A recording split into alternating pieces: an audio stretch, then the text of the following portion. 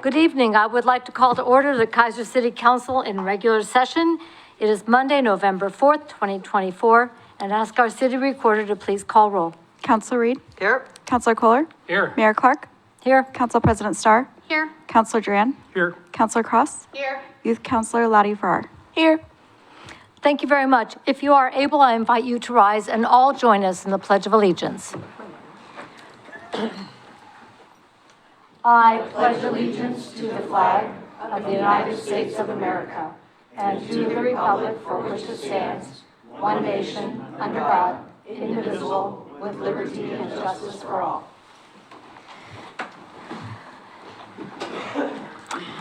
Thank you all very much. As you can tell from folks in the room and our agenda, it is a special evening, and we're going to lead off with a Volunteer of the Quarter award. And there are members of the Southeast Keizer Neighborhood Association who are here. And I would like to invite them down to talk about this award while I introduce this for Mr. Ken Gierloff. He has been a volunteer in our community for many years. The letters that came in support of this nomination were detailed, were wide-ranging, and really showed the body of work that he has provided in service to our community over several decades. Mr. Gierloff is not able to be with us this evening. He'll be watching from home, and it is my pleasure to have the Southeast Keizer Neighborhood Association introduce this award for Ken Gierloff. Am I on? Yes, you are. Okay. Colleen Bush, City of Keizer. And Don Davis. I was just handed another letter that's not in the packet, so is it okay if I read that? Please do. This is from the Greater Northeast Keizer Neighborhood Association. To whom it may concern, we as Greater Northeast Keizer Neighborhood Association would like to honor Ken Gierloff for all his service and work in the community. He has provided support to our team and president of the Greater Northeast Keizer Neighborhood Association while serving and hosting collaboration meetings with not just us, but all of the Keizer neighborhood associations. A memory that stands out to me personally was our 40th birthday, so the city's 40th birthday. He helped run the booth for all the neighborhood associations. This was when I asked more questions than most, but I understand the heart and passion it takes to become involved.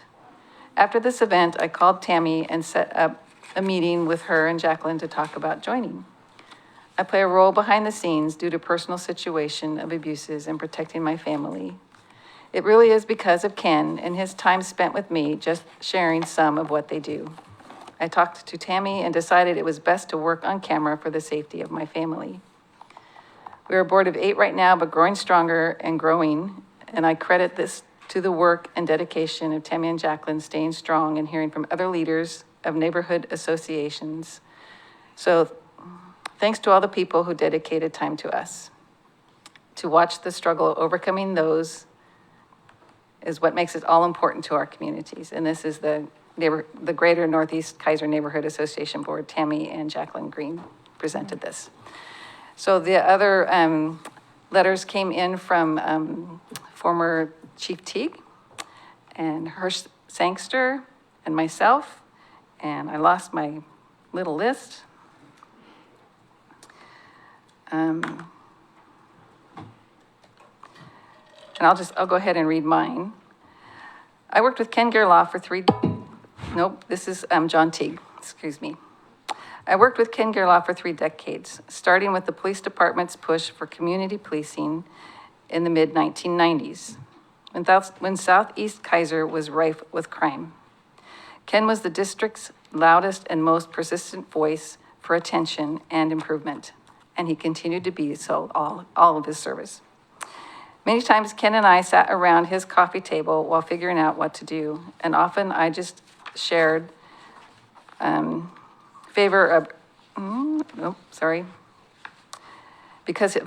because his influence wasn't limited to the police department. Ken was the persistent voice in favor of urban renewal along Cherry and along Plymouth, for the development of Ben Miller Family Park, for traffic safety on Alder Drive. And he's the reason the Southeast Keizer Neighborhood Association continues today. Ken Gierloff is a guy who sees things through. very much so. I have always been thankful to call him my friend, and I'll be thankful to see him honored for his 30 years of interest and effort to make Keizer better. And so if people want to read the packet and the rest of the letters, the theme is the same. Ken, very dedicated, let all of us know in the neighborhood association, his views, and he fought for what he thought Keizer deserved to have. So, do you want to say anything else? Well, personally for me, one of the things that got me involved was Ken, I knew was someone in the neighborhood and everything, and he would always invite me out and everything. And I knew he was someone that I could count on when I happened to live on a street that they like to speed down and run into well, we just recently had our yard run into again. And so, but I didn't know where really to turn. And it was like, I talked to him and he says, you know what? Come to the traffic committee meeting. And so I did and started getting involved with the Southeast Neighborhood Association. And 2.5 years later, we now have a light on Alder, and that was really spearheaded from Ken. And just his example and his passion for this city is immeasurable. And I'm grateful to call him a friend and someone that I know is here for Keizer. Well, thank you very much, and thank you to everybody who has submitted a letter of nomination. Council members, do you have anything you would like to add before I issue actually make the presentation of the clock? Councilor Reed.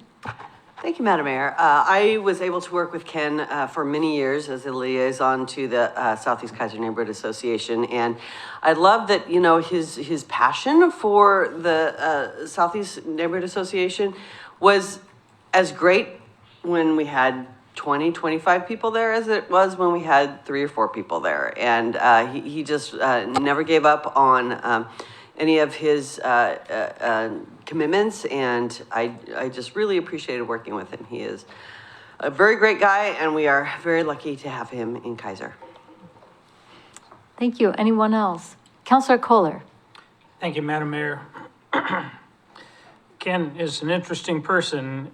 When you first meet him, you wonder, what's he all about? But as you get to know him, you find out that he cares a lot about people, he cares about his neighborhood, and he just really wants to do what's right for people. And there were times that there were only he and I at the meeting. And so we'd just sit and visit about Keizer and his history and what he's done and what he's been all about. And I got to have a great appreciation for who he is and what he's all about. Thank you for the years of dedication. So Ken, as you're listening at home from the broadcast here, there's a lot of love for you, a lot of appreciation for the work you've done. And it's really important for us as a community to celebrate and to honor those who have made long-term commitments to our community, large and small, day in and day out. When we say Keizer shows up, that's what you've done. And we want to just send our love and appreciation to you. And I'm now going to present this clock to the Neighborhood Association members who will bring it to you. And I hope that you look at it with great fondness and know that the time has been well spent.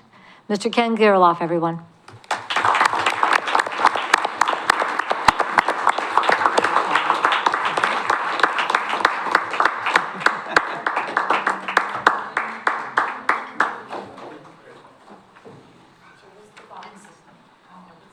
There's the box.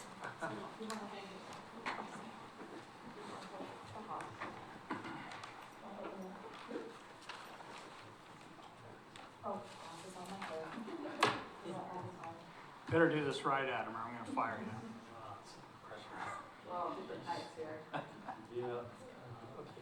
3, 2, 1, 3.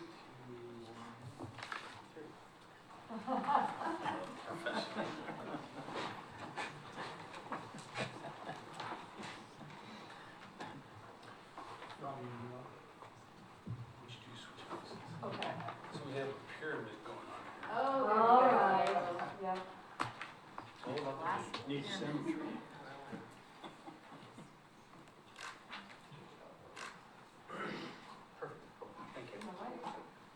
you for doing this. Please give one up. Yes. And I'll get my glasses and you can have the box. There you go. Once again, ladies and gentlemen, Mr. Ken Gerloff.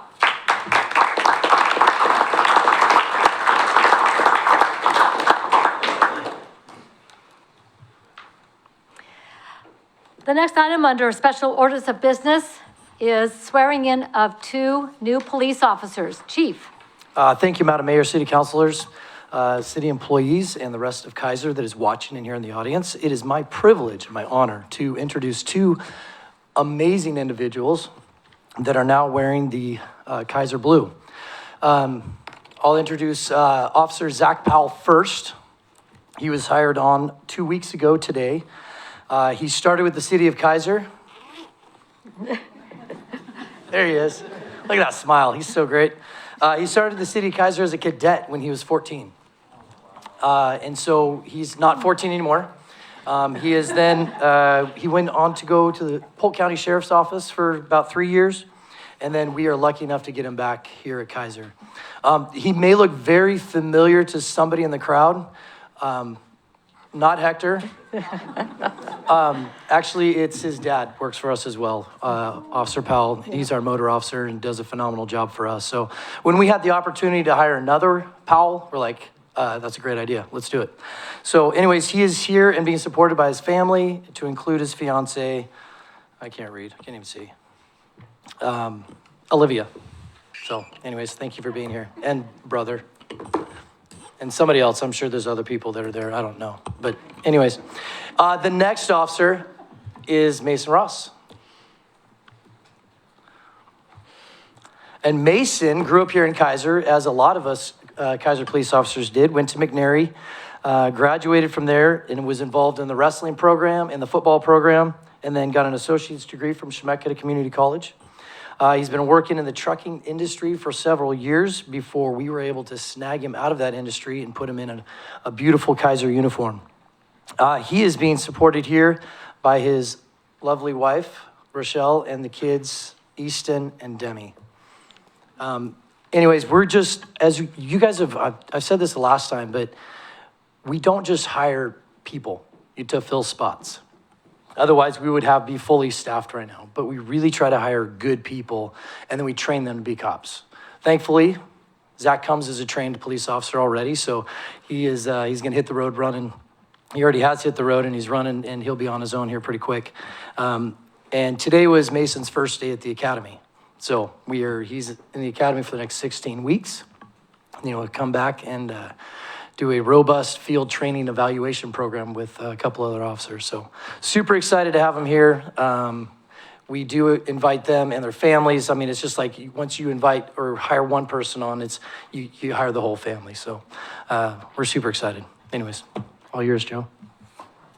Thank you. I'm going to try to make sure that my microphone doesn't, the last time I tried this, I had a lot of feedback.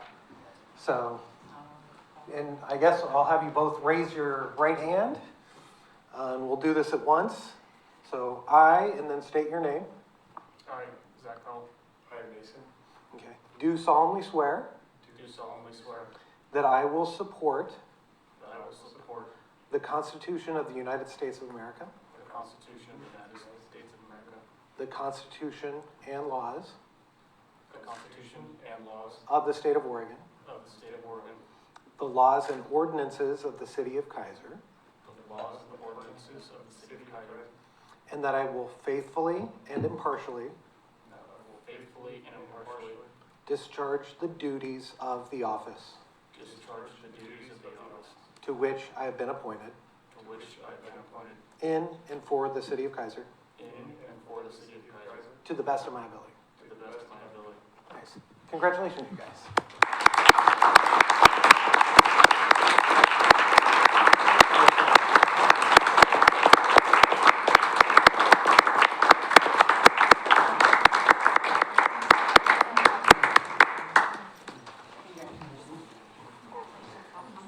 Congratulations. Welcome. Congratulations. Well done.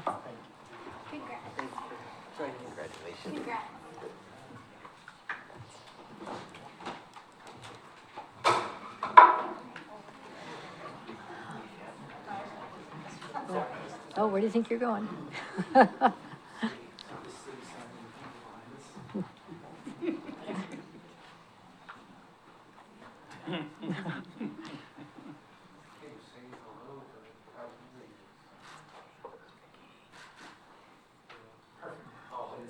Here we go.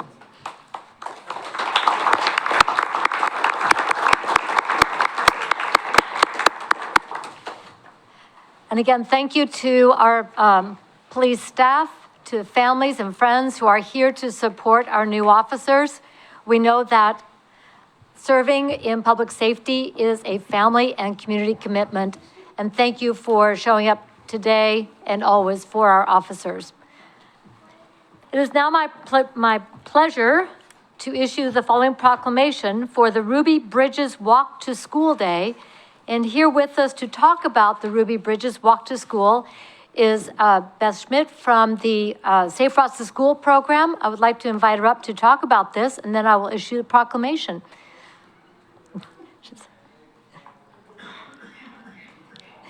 Yes, Mike, you can come too if you want. You're good.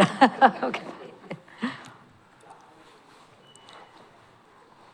These are just my favorite thing, are these chairs and microphones that don't reach vertically challenged people like myself. Oh, thank you, Mayor Clark, for having me, and city councilors. My name is Beth Schmidt. I am the Salem Keizer Safe Routes to School program coordinator. We're really excited that this is our third year for Ruby Bridges Walk to School Day.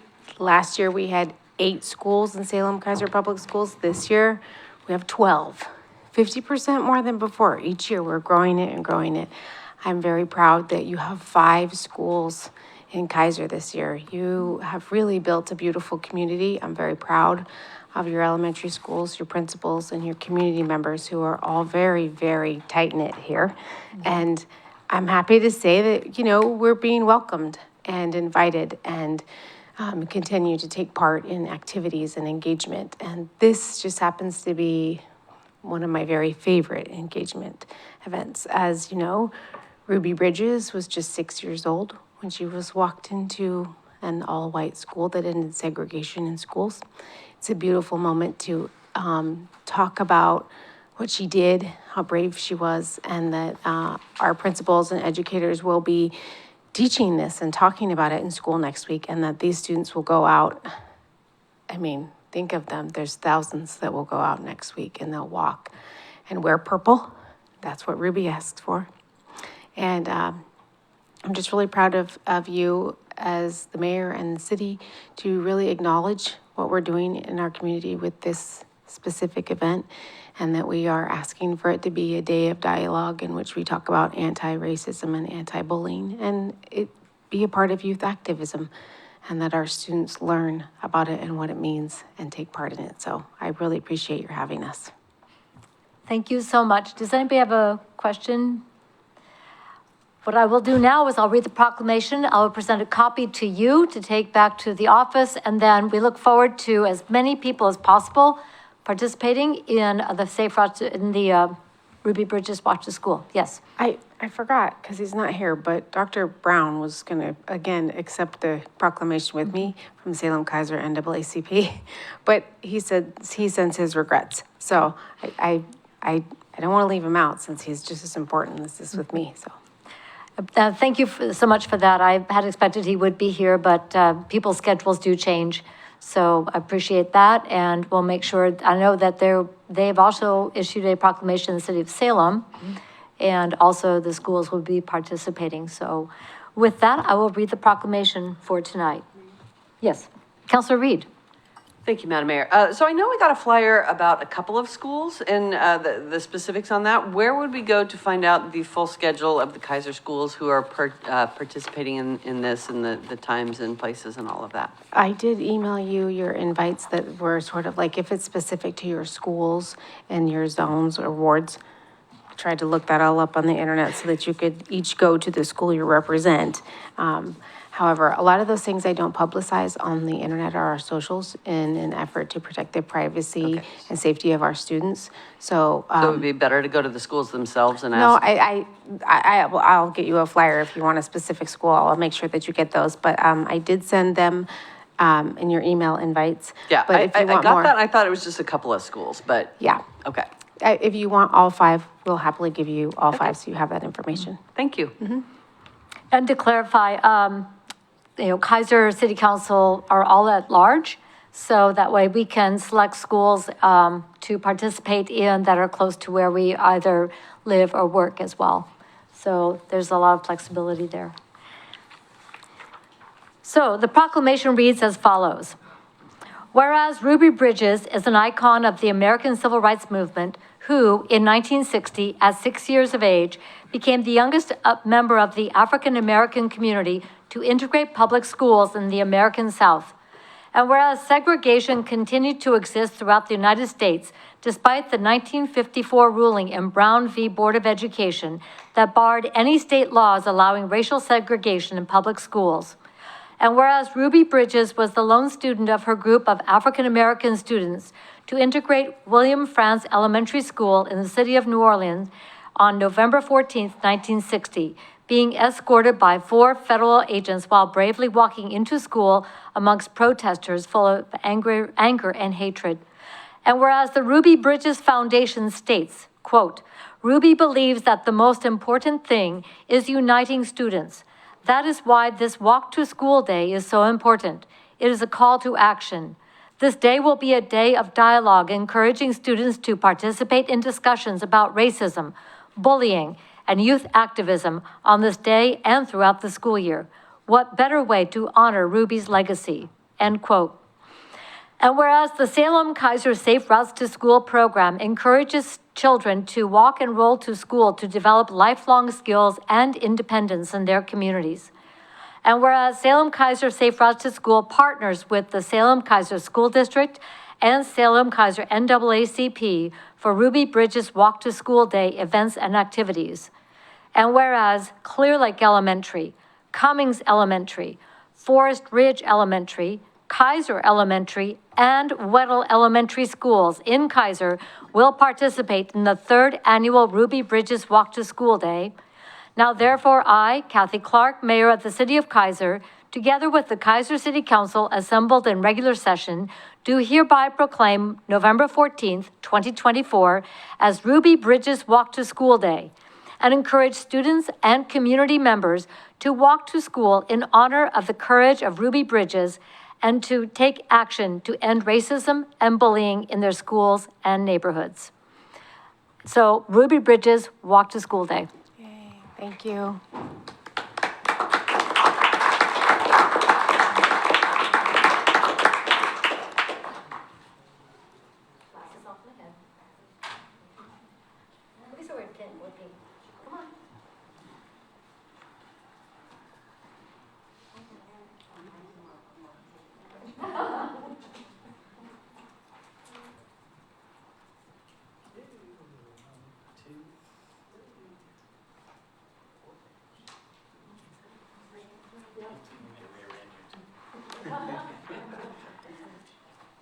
Whatever the director says.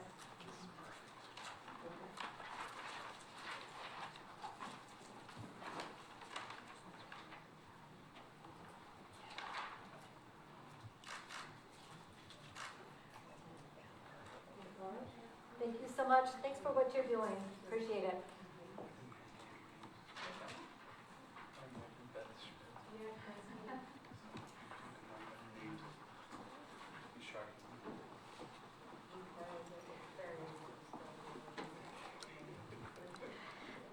Well, thank you all so much, and I hope that many of you can participate in these activities in your neighborhood schools for San Francisco School. And there's my glasses. Thank you. I would have missed them in a minute. All right, thank you so much. Ruby Bridges Walk to School Day, everyone.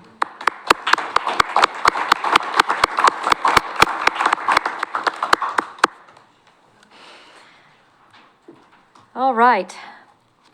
Well, let's move on now to committee reports, and I'd like to offer courtesy to Chief Blanco to come up and talk to us about what's happening with our neighboring fire district. Thank you so much for being here. Thank you for having me. I appreciate it, and congratulations on your 2 new hires. We look forward to seeing them on the street, along with our guys. They work very closely together, and we're very appreciative of everything they do. With that said, I'll go ahead and give you the year-to-date calls is 5,965. 591 for the month of October. We had 7 fire calls, 465 EMS calls, 48 service calls, and 71 either false alarm or CO alarms. Winter's starting to kick in, so people have to remember to watch their heaters, the floor heaters, making sure that there's no clothing or anything near them. A lot of them are automatic, so if you leave something near and the temperatures drop, they're gonna kick on and possibly catch that on fire, so please be careful with those types of items. The defensible space grant is still ongoing. It's being managed by Marion County. Again, that number is 971-304-5353. They'll come out and assess your property. Right now would be a good time if your wood pile is getting out of hand or any branches on your house or too close.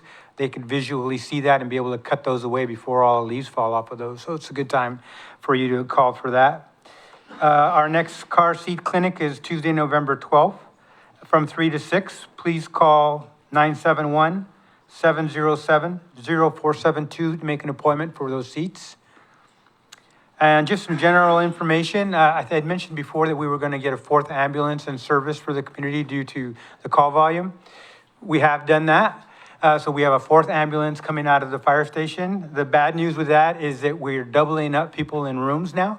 If you remember, the fire station only has 13 rooms, so we're doubling people up in those rooms. So I believe our chief's going to reach out and speak with our city manager, possibly to come up with something with the City Public Works building.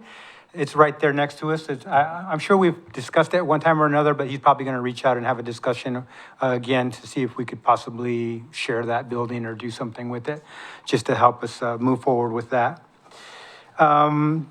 Any questions so far? The only thing, I have a couple more little things. So in the Community Risk Reduction Program, we did 3 home visits this month. So we go to individuals' homes once they are identified by either Keizer Police Patrol or by our paramedics as something happening at that structure. And we provide them with the resources that we're gathering through the community risk reduction. And it can be anything from A to Z, from fall to funding to immigration, you name it. We have partners that are partnering up with us in all those areas. We also met with Keizer Elementary principals. Same thing for them. They're our 3rd line of defense after police and fire. The teachers are the first ones to see what's going on with the children, whether they're eating, sleeping too much in class, eating, whatever it is. So when they see that happening in their classroom, they can speak to their principals and possibly get a resource from our group that can reach out to their family and assist them with that. So that's really good for us. We also met with the McNary High School principals and had the same discussion with them, and we just have the middle schools to go, and then we'll be done with our schools, and we'll continue moving on to our homes of faith and other community jurisdictions where we can help provide those type of resources. So, and I wanted to again thank Chief Andrew Copeland for allowing Lieutenant Hine to be on part of our program. He attends those meetings when he's able with me, and make sure that they're on step with everything that we're doing. And they're also have the resources that we have so they can share them, especially when it comes to mental crisis and people in crisis in general. So that's all I have, unless you have some questions for me. That's huge. I do have one question, and that's on the community risk reduction. So you've been reaching out to a variety of services. Is there a list on the Keizer Fire website that has started to list those different areas or the different sectors that you're partnered with, so people who are interested can see if they can join the movement? Yeah. And as a reminder, the community risk reduction started in April. So we're going to do a link page that'll just be strictly community risk reduction on there. And then you'll be able to find our partners on there, and you'll be able to find a list of resources. So I appreciate you bringing that up. But it will be on there, and it's ever changing, just like our neighborhood associations are ever changing. So are these lists, they change all the time, people move on. The services are still there, but generally our contacts, and those to me are the most important. No one wants to reach out to one of these resources and find out that whoever was there before is no longer there, and that connection is not there. Because those resources themselves have a lot of other resources attached to their organizations. So if they can't help you, they may know someone in their own company or in their own area of expertise that can help us with those. But I appreciate you bringing it up, and there will be a link on there. And all of our resources are free to the public. Not necessarily free at cost, but free for them to be able to make those calls and make those arrangements themselves. So it's nothing that we're holding back or keeping. So we will get those out as quickly as possible on that webpage, or at least some type of link on there. So. And then I'm going to follow up with Mr. Brown. So once their page is live, to have a link from our website to theirs so we have interoperability? Is that something that's been discussed? I believe we're linked now, where Okay. if you go to ours, you're there, and if we go to yours, we're there. Perfect. So I think that's already ongoing. Which tells you I haven't been playing around in the website recently, so thank Yeah. you for making sure that was done. I appreciate it. And I'm one of those that if it doesn't turn on, it's broken. Somebody's got to come fix it. So I'm not the IT guy by any means, so. That's why we have partners. So Any other questions or comments? Thank you for your great work in this area, and I'm really excited to see this continue to evolve. thank you. We appreciate you having us here. All right. Also, under committee reports, we have Lori Christopher talk to us about the Keizer birthday party.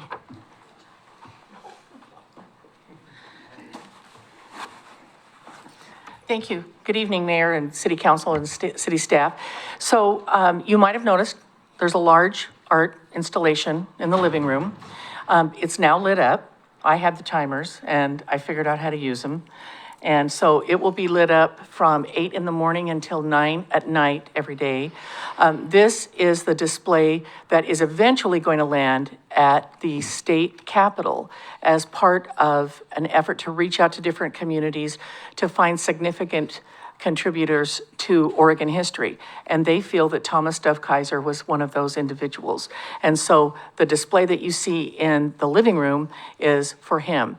Additionally, we have the socks, and a miracle has occurred, and the display is done in the museum. They finished it last Friday at 5:05 p.m. And so you can come over to, what we'll do is on the 15th, which is a Friday, we'll be here from 4 until 6. We'll start in the living room. Tammy Wild, who is the Keizer Heritage Museum researcher, and she's the one who spearheaded this whole project. And so, and Andrew Jackson, and it has taken them, it took them a couple of years to do that, and only to get postponed because of the retrofit of the state capitol. So this has been a 5-year project, and that's why the State Capitol Foundation allowed for, there's 7 of these displays, and they allowed for them to be in communities throughout Oregon while waiting to come back to the state capitol in, I think it's July of 26.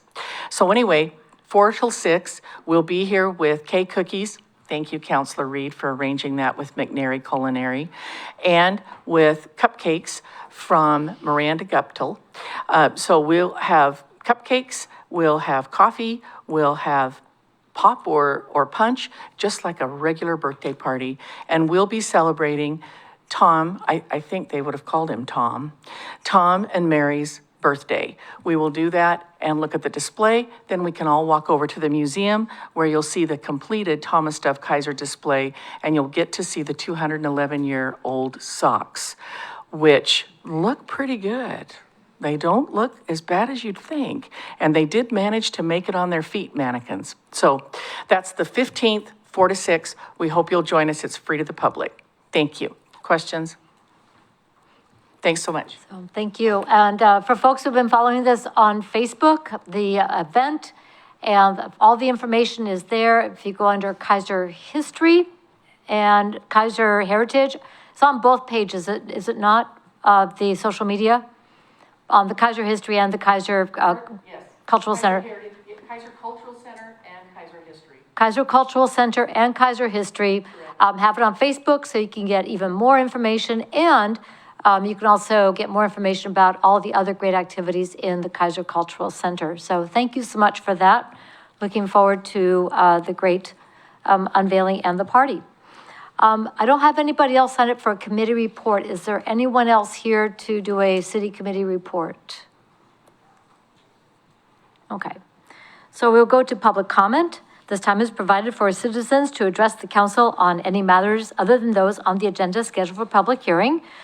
And we have public hearings for forming Bolander Meadows Street Lighting Improvement District and spreading the assessments to Bolander Meadows Street Lighting Local Improvement District. Public hearing on declaring a lien against property located at 981 Cater Court North. So if you're here for one of those, stand by. And before we go to spoken comment, we do have two letters. One is from Tammy Kunz, resident of Keizer, on the Greater Northeast Keizer Neighborhood Association Community Safety Awareness Informational event, and that's on the December 12th December 10th event, my bad. And then a letter from Bev Davis, resident of Keizer, with city council concerns. So those two items for written comment. Council President Starr? Thank you, Madam Mayor. I just have a couple questions before we enter to discuss on the letter from Bev Davis. I have some questions that I just am looking to get some clarity and information on. Okay.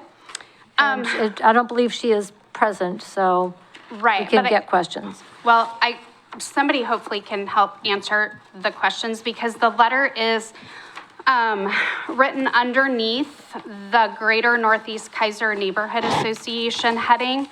It's also underneath the email address for the Northeast Keizer Neighborhood Association. And then I'm confused about the phone number that's listed on the letter, because it's also the same phone number that's listed under the Greater Northeast Keizer Neighborhood Association President Tammy Kunz on the website. So I'm curious, and maybe I'm the only one up here who has the same question, but I'm curious if that was submitted by the neighborhood association. I went to look on the website as well under that neighborhood association for minutes to substantiate a board vote to submit the letter into public comment underneath on behalf of the Northeast Neighborhood Association. And the last minutes that I see posted are from March 2024. So I don't know if anybody else has any questions or if I am just trying to put a puzzle together. So I'm going to go to Ms. Bissett, who received the letter from Ms. Davis, or received the letter.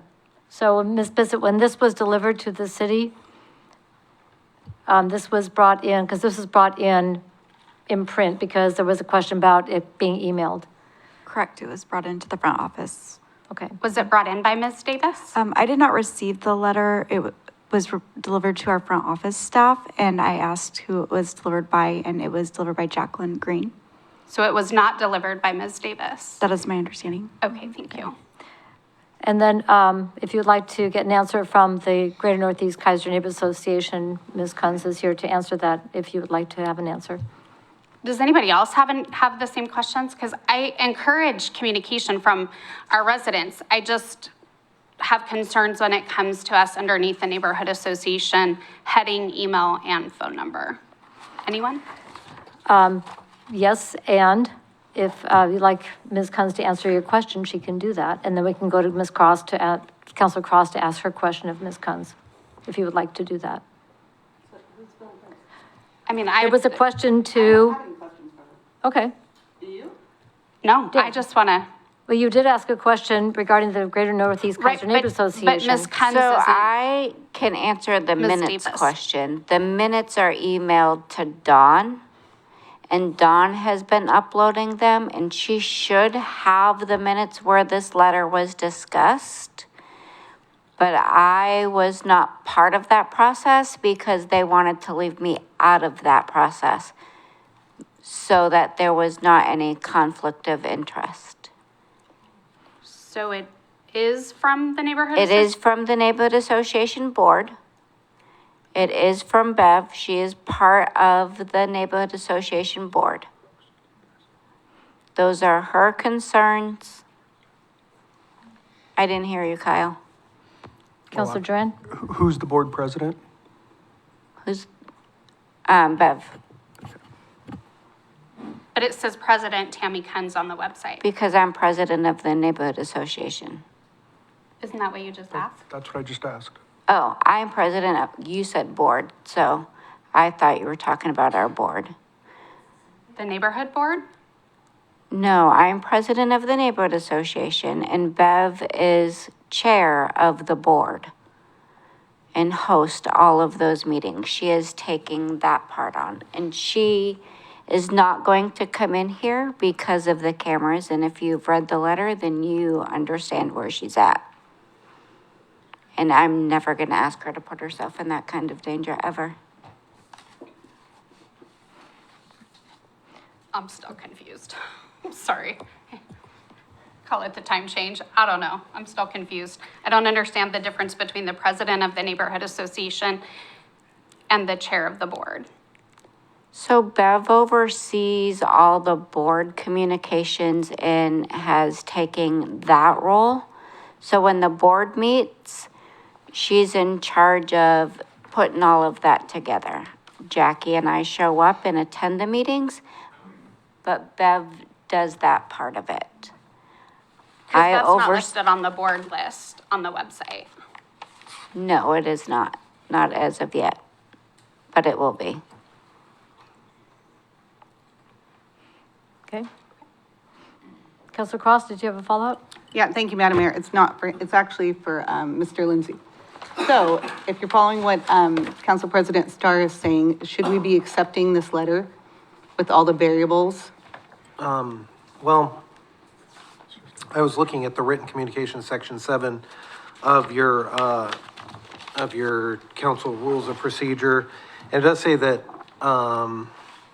written testimony concerning any, public hearing. It's forwarded and basically, there's different ways in which you can handle, how, when something comes to the council. Some of it is that as long as it's not anonymous, and unsigned, it can be,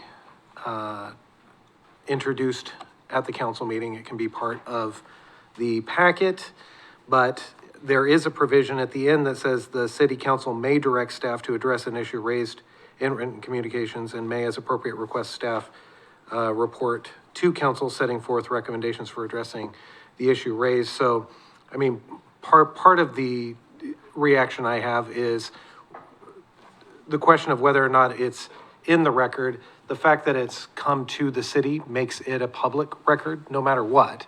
Now, whether or not you want it to officially become part of this meeting, we're sort of discussing it already. And then the follow-up to that is, do you want staff to do anything about it, I guess? Or those are the, from an attorney's point of view, kind of where to go with this, because it is technically now a public record no matter what. Okay. But whether or not it became an official part of this meeting's packet, I don't want to call it absolutely moot, but it is, in a sense, maybe not as essential as answering the question of whether or not you want us to look into any of these complaints.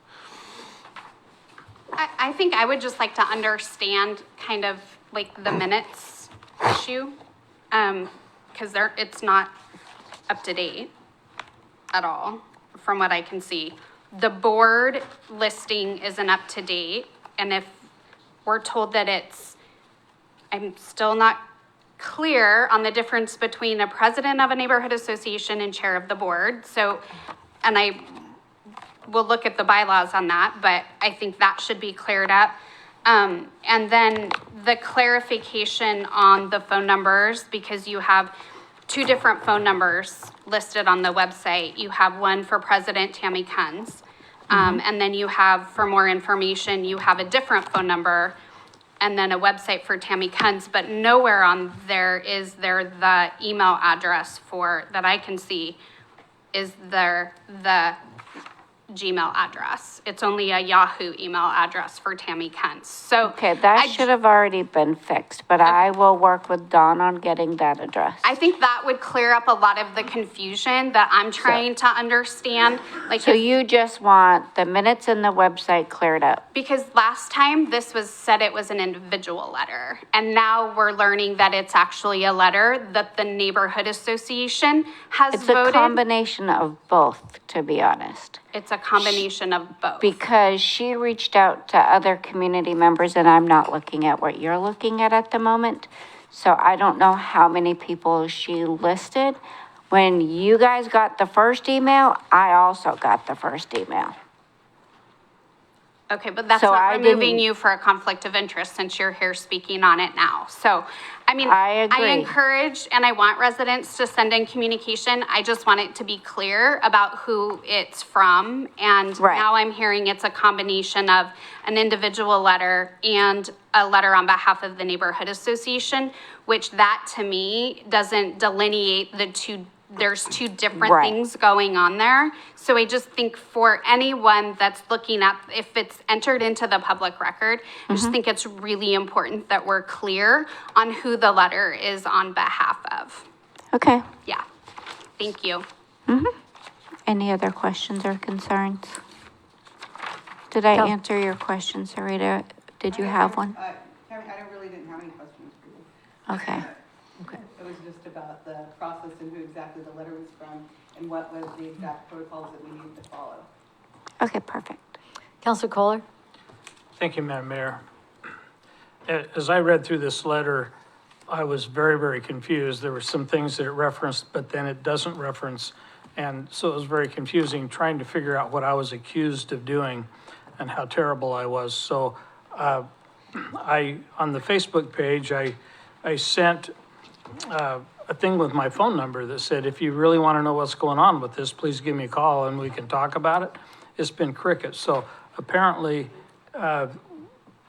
whoever is doing whatever with this, because I haven't met any of these people that I'm aware of, if they really want to know what's going on, welcome them to come talk to me, because some of the things that are on here are not very accurate at all. So there's, Okay. A question, and I don't have the reference in front of me. Who are the two city councilors who are the liaisons to Greater Northeast Keizer? Dan and Laura. Dan and Laura? Okay, so Councilors Kohler and Reed, okay. So we might encourage a follow-up conversation, and that I would leave that between you and the Neighbor Association to have that conversation if you would be so inclined. Open some dialogue. Okay. Sounds like an opportunity. So what I'm hearing, though, for the record, we have the one letter regarding the Community Safety Awareness Informational Meeting. On the second one, putting this into the record, but I didn't hear anything from the city attorney that would indicate to not enter it into written comment. You can, because it is signed. It's not anonymous. Okay. So these will be in the record under written comment. I would, my request is that the second letter not be entered in until we have clarification on that. Just get some of that cleaned up. Clarification on specifically? I can't change her words. They're her words. I'm not asking you to change her words. I'm just asking to understand, is it an individual letter or is it on behalf of the neighborhood association? And what I heard when I asked that question is that it was a combination of both. And so then I'm also, if it's an individual letter, then there's information on here that leads one to believe, if it's entered into the public record, that it's on behalf of the neighborhood association. do you see? And it's not. I do. And then and then trying to So understand who's the chair and I president. will take that on as I will navigate this part on behalf of her because she can't come in here because this is televised. It is never something I'm going to ask her to do, ever. And that's fair. I mean, she's walking around with a bullet in her side of her neck already, so what more should I ask? You know? Which I didn't know until then. Yep, that's fair. Thank you. So for folks who are watching, the references in the letter regarding Ms. Davis being a victim of domestic violence. So that's why there's caution around this, but also making sure that victims of domestic violence still have their ability to engage in the civic process, but being sensitive to their needs for their personal safety as well. So we'll get back additional information and we'll have another go at it in 2 weeks. Okay. Okay, thank you very much. With that,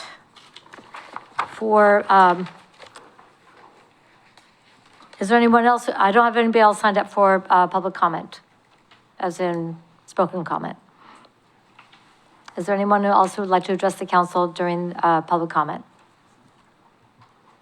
Okay, let's go on then to public hearing.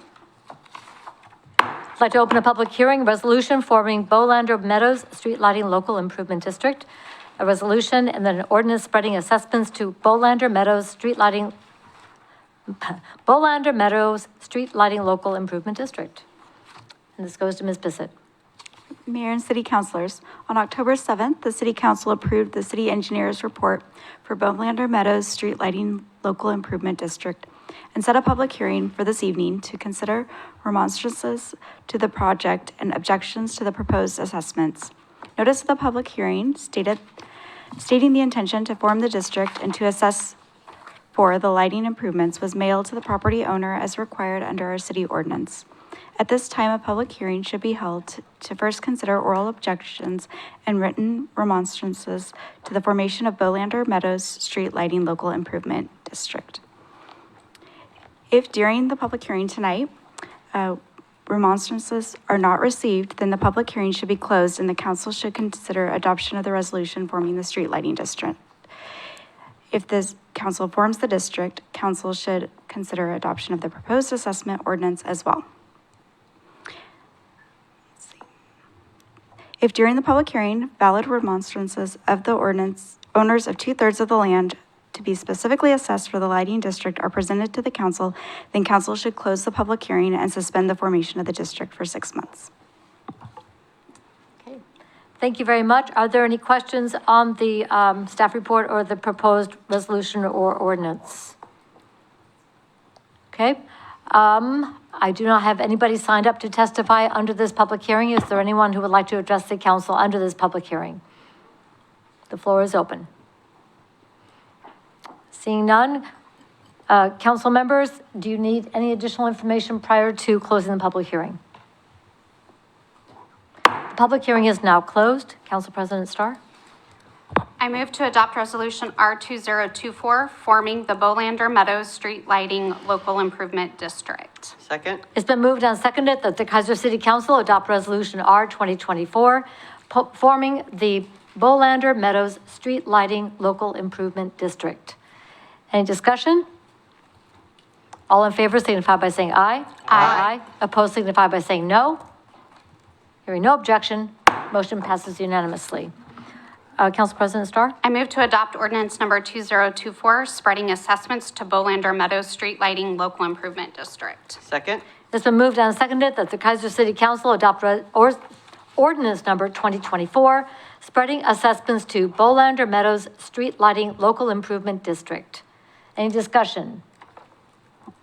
All in favor signify by saying aye. Aye. Opposed signify by saying no. Hearing no objection, motion passes unanimously.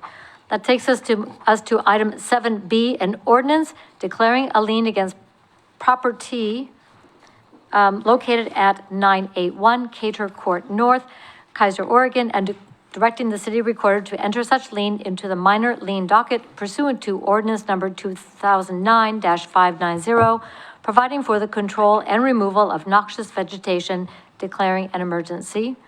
Public hearing is now open. This goes to Mr. Witham. Thank you, Madam Mayor, City Council. We've done these a couple times before, so we're before you for a public hearing to look at the statement of costs, make sure we did our work right, and ultimately so that we can place a lien on the property. This was a case that actually, I believe it came through National Night Out, is where it got brought up and was concerned, and staff tried to work with the property owner for a bit and tried to get them to do what they should do to clean up the property. Ultimately, that did not happen. We've gone through the notice process. We hired a contractor, we cleaned it up, put some pictures in the packet for you to see the before and after shot.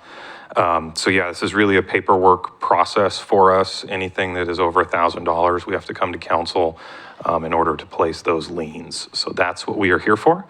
And I would be happy to try to answer any questions if you have them. All right, thank you very much. Are there any questions from City Council regarding the staff report or the lien? Okay, the pictures are beautiful for the before and after. I do not have anybody signed up to testify under this public hearing. Is there anyone here present who would like to address the council under this public hearing? The floor is open. Okay, seeing none. Council, do you need any additional information before the public hearing is closed? Okay. Public hearing is now closed. Council President Starr. I move the City Council adopt ordinance 2024 declaring a lien against property located at 981 Cater Court North, Keizer, Oregon, and directing the city recorder to enter such lien in the minor lien docket pursuant to ordinance number 2009-590, providing for the control and removal of noxious vegetation and declaring an emergency. Second? It's been moved and seconded that the Keizer City Council adopt ordinance 2024 declaring a lien against property located at 981 Cater Court North, Keizer, Oregon, and directing the city recorder to enter such lien in the minor lien docket pursuant to ordinance number 2009-590, providing for the control and removal of noxious vegetation, declaring an emergency. Any discussion? All in favor, please signify by saying aye. Aye. Opposed, signify by saying no. Hearing no objection, motion passes unanimously. That concludes the public hearings for this evening. It is 9 o'clock. We're going to take a 5-minute break and we will reconvene. It's 8 o'clock. Oh, gosh, I'm looking at the clock. My bad. That's why I mentioned it earlier. Yes, you did. I need to look at my computer. I know that will get adjusted. I thought, great, we'll hit it right on the button. But no, we will continue then with administrative action. And we'll go to item 8A, which is renewal consideration for solid waste haulers contracts. And this goes to Mr. Brown. Yes, thank you, Madam Mayor and Council. It's good to be in front of you. We have two solid waste contractors, Lawrence and Valley Solid Waste, and they've been our haulers for 32 years. Thank you. A renewal option is available to them at the end of each calendar year. But the city can hold a public hearing by the end of the year in which we would set a 10-year contract agreement. Up until now, as of under ordinance 96-350, there was a provision made for that rolling franchise agreement. And it automatically renews each year in 1-year increments. But we can forego that automatic renewal by holding a public hearing. And then the council could say we are okay with it being a 10-year contract. And so both of these haulers have served the community well. Great community participants. They have defined areas and they work collaboratively. They don't try to have different rates. They set their rates together, work on the recycling together. So we, staff would recommend that the council hold a public hearing in December so that we can set a 10-year contract with them. And they would not have to rely on one-year renewals for the commitments that they make to their suppliers. So it's a little bit confusing, honestly, like why, but that's just how the contract was structured. So if we want to say it's 10 years and we don't have to worry about the renewals every year, then we can just hold a public hearing in December and the council can say, we're good with a 10-year contract. At the end of that 10-year contract, they would renew it or extend it by the council's choice. This doesn't affect rate setting. That's still a function of the city council. It only affects the scope that they are the haulers for the city in the currently prescribed area service districts. So I'm going to reflect back real quick and then ask for additional questions. What I understood from reading this is it has to do with where they provide services, but and that's what this is about. The other that we have been doing on an annual or frequent basis is the level of service provided, which adapts to either industry standards or changes in ordinances or regulations, and about the rates. Those are not part of this. Is that correct? That's correct, Madam Mayor. Okay. And if I may, Madam Mayor? Mr. Lindsay? So the only thing this is changing really is the term of the contract. All of the other terms in the contract are the same, but what a rolling contract does is it resets the clock every year. And in contracts like this, if you don't call the 10-year mark, it keeps repeating, but if you ever want out of it, you have to go that additional 10 years. That's how a rolling contract works. And usually what happens is haulers put that in there because they have so much investment up front with all of their trucks and everything else. So part of what happened, if you look back in some of the ordinances, is that they were initially on a different type of contract and then they made it a rolling contract, which means it's always going to roll over and you're never going to have an option to renegotiate or look at it in a different way. So really it's getting rid of the rolling and just calling it a 10-year contract. Just to add a little bit more explanation to it. So it go from, instead of resetting and keep moving that 10-year goalpost out every year, we'd have an actual 10-year fixed contract. Correct. It's like term life insurance versus whatever the other type is. But it ends at a certain point, and then you have to relook at it. Yeah. Okay. This actually shortens it up. Okay. Before we proceed, I need to go to Councilor Cross. I'm sorry, I need to recuse myself from this conversation for my husband working for Lawrence Sanitation. So I won't be in this discussion. All right, thank you very much, Councilor Cross. Any other questions or comments? Councilor Reed? Thank you, Madam Mayor. I'm just wondering where the solid waste haulers are in this discussion. Are they amenable to this change, or is this going to disrupt their processes as well? Yeah, so it is, right now, I mean, they only have a one-year contract, but it keeps rolling over, and at any time that 10-year can be set. So understanding is that they are agreeable to this 10-year contract, and they actually will be at our meeting next on the 18th, I believe, right? Or 19th. 18th. So we can, they're here to follow up on the rate setting discussion that we had in July at the request Council President Starr made, that they come back and talk about the landfill rates and the incinerator. So the action tonight would just be directing staff to set up public hearing between now and the end of the year, and then you could decide. Okay. Thank you. Council President Starr. Thank you, Madam Mayor. I'm not a fan of 10-year contracts. I think they're long. I'm just curious about why you picked 10 years versus like a 3-year or a 5-year. I'm not sure we've encountered a 10-year contract that I'm a fan of so far. No, I would point you to page 78 in the packet. And the problem with rolling contracts is that it says, if you look under 2B, it says, unless the city council takes timely action as set forth in subsection C, on January 1st of each year, the franchise shall be extended for an additional year. The remaining term is 10 years. And so the second you pull the rolling part out, they still get 10 years.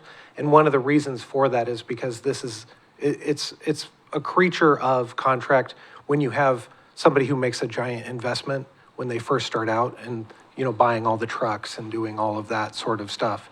And so they basically said, when you agree to a rolling contract, you agree to, whenever you want to change it back, you basically have to make it that 10 years. They are guaranteed that 10 years. Unless, of course, they breach or one of those other things that we do have in place. But we're not coming to you tonight saying we're calling a breach. We're just saying now is a point where before January, you can make it back to a 10-year contract and not have it continuously rolling with 10 years on the end, no matter what you do. Follow up. So what I'm understanding is we don't have an option for anything shorter than 10 years. Correct. Per the current agreement. Mhm. We can just remove the rolling. Yeah. Either that or you're just going to have an 11-year if you let it go past January. Okay, any other questions? So I'm looking at the one we're working off of right now was last signed April of 2003. So that was the second amendment to the solid waste collection franchise agreement. So this franchise agreement, the original, dates back to 1996.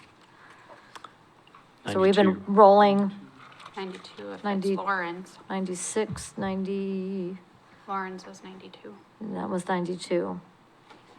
Okay, yeah, that was another, that was the First Amendment. So yeah, this has been since the city was 10 years old. So this would give us that opportunity to make the 10-year versus 30? And you can, well, it would be reset every year for another year plus 10. Right. But this is not a decision that you're making tonight. The decision is whether or not you want to set a hearing in December to decide it then. Or at least I'll get the information. At the hearing, that would be, to get that information, would there be a proposal at that point or looking for the results from that public hearing? Based on what we hear and what we, what we learn from the discussion? Yeah. Okay. So not a presupposed outcome? Okay.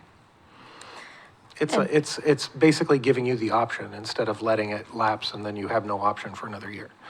Right. Yeah. And then, I don't know if that would be part of, but Mr. Brown, you mentioned rates.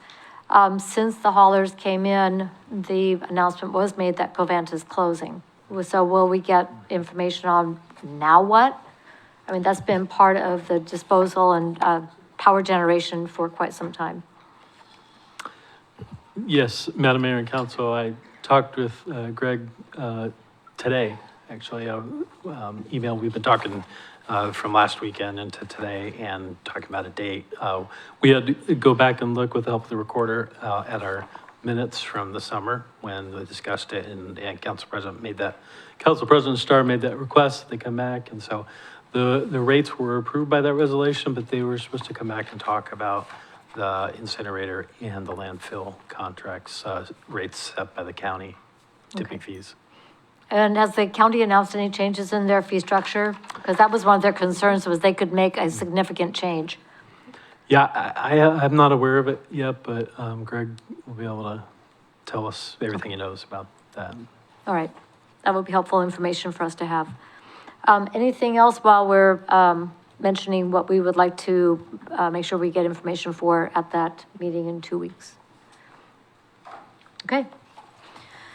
Good. Let's go on then to item 8B, which is the event center use fee. No, Council President Starr? Oh, we need to make the motion. Thank you, to direct. Council President Starr. I move that the Keizer City Council direct staff to schedule a public hearing for the purpose of moving our solid waste haulers to a fixed 10-year contract term. Second? It's been moved and seconded that the Keizer City Council direct staff to schedule a public hearing for the purpose of moving our solid waste haulers to a fixed 10-year contract term. Discussion, and I've got a question. This motion sounds like there's a presupposition of an outcome of moving to a fixed 10-year contract term. What I'm understanding is this is a public hearing to discuss the possibility or the options around this. So I don't want to presuppose an outcome. You only have the option to extend to the 10-year or to not extend. Right. Yeah, so Well, and I'll say, the mechanism for even having the choice is to hold the public hearing. And then coming out of the public hearing, then you decide on what you would like, to keep it the same or to terminate the automatic renewal and go with a 10-year. Yes. Yeah. And that was what I understood, but when the sentence says, for the purpose of moving to that fixed 10-year contract term, it sounds like a presupposed outcome, that is the direction that has been decided to pursue, rather than a public hearing to look at the options and weigh the two scenarios. Am I not understanding the direction here? You could make a motion or a friendly amendment to the motion that says you move for the Keizer City Council to direct staff to schedule a public hearing for the purpose of discussing moving our solid waste haulers to a fixed 10-year contract term. Friendly If that amendment, makes- so if that makes it better. proposed. Does the mover accept? I accept. Does the second accept? Yes. Thank you. The motion stands amended. Thank you very much, Mr. Lindsay, for the Certainly. language on that. Anything further? All in favor signify by saying aye. Aye. Aye. Opposed signify by saying no. Hearing no objection, motion passes unanimously. Let's go to item 8B, which is Event Center Use Fee Waiver, Greater Northeast Keizer Neighborhood Association, Safety Empowerment Awareness Event. Mr. Wood. Madam Mayor, City Council, the Greater Northeast Keizer Neighborhood Association has requested a waiver of the use fee for use of the Iris Ballroom to hold an event on December 10th. The event is from 5 p.m. to 8 p.m. It's free and open to the public. It's estimated to have between 200 and 250 people in attendance. The event is a community forum with multiple guest speakers to talk about safety, empowerment, and awareness. The total use fee for the event is $2,250 and includes a room use fee of $1,950 that has the 25% discount for Keizer-based nonprofit entities, and use of the stage and audiovisual equipment for an additional $300. The Greater Northeast Keizer Neighborhood Association would be responsible for a refundable deposit. Staff will be required to set up the room prior to the event, be available during the event, and clean and restore the room after the event. The approximate staff time for the event is 8 hours and totaling approximately $800. With that, we do have the event organizer present with us who would be hopefully willing to address any questions the council has. All right, thank you very much. Are there any questions on the staff report?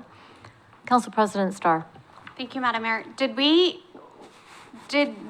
grant fee waivers to Greater Northeast Keizer for the community cafes they've held this year? Council President Starr, no, we have not. So they paid? They were using their neighborhood association night within the confines of the event center use agreements that we have. And how is this different if it's coming from the neighborhood association? Good question. The neighborhood associations are allowed to use one small room or two small rooms. This is an entire Iris Ballroom event. Ah, okay. Okay.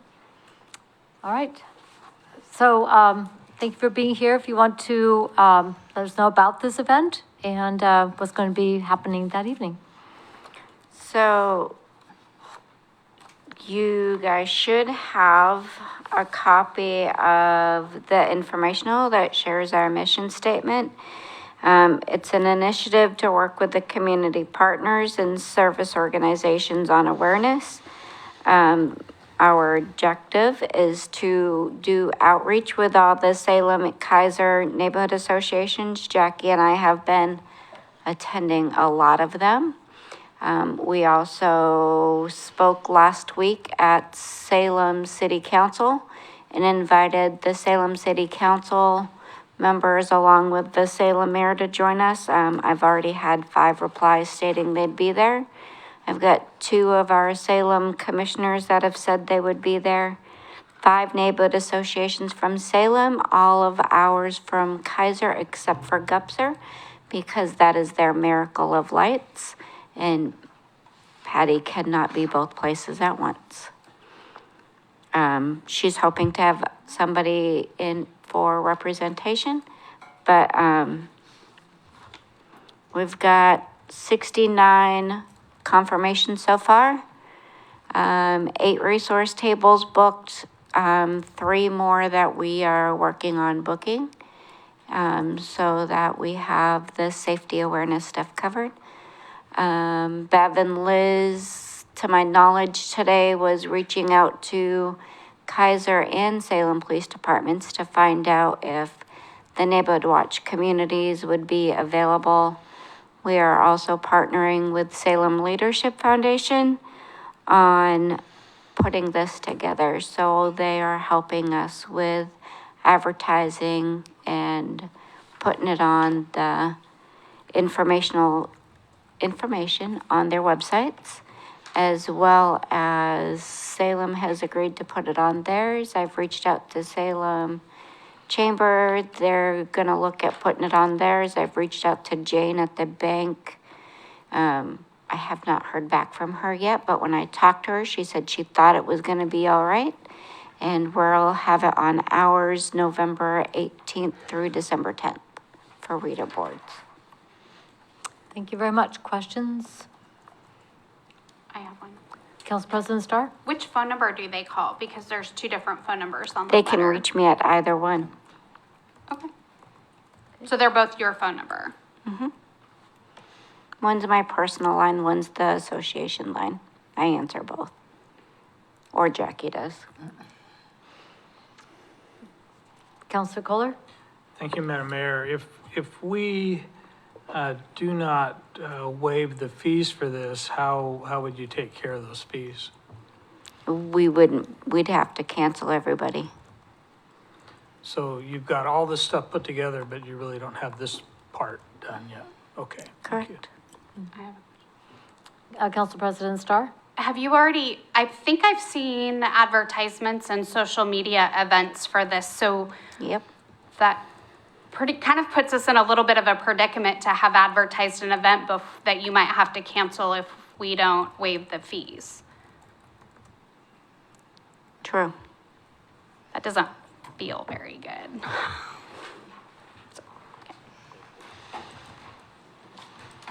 So one of the projects that you worked on behalf of the city of Keizer was the traffic safety management program. Mm-hmm. And will that be part of the program? Yes, Mike is gonna present, Mr. Jaffe is gonna present the safety action plan. Beth is gonna talk about our safe routes to school. Tammy Salvador is on board for the neighborhood traffic management plan. Keizer and Salem, sir, are on board for sharing how to prepare for another ice storm. Praying we don't get it, but at least they'll be prepared this time, and so will we. Thank you. Any other questions? All right, thank you so much. Appreciate that. Okay. Oh, I have one more, I'm Oh, sorry. you have- Sorry. Yep. But wait, there's one. Go ahead with Counselor Duran. Oh, Councilor Duran has a question? Yeah, I have a question. Sorry. Who's covered the insurance for this? We covered the insurance for this. That was gonna be my question, from the budget that the city allotted to the neighborhood association? Yep. Okay. Anything further? All right, thank you very much. Council President Starr?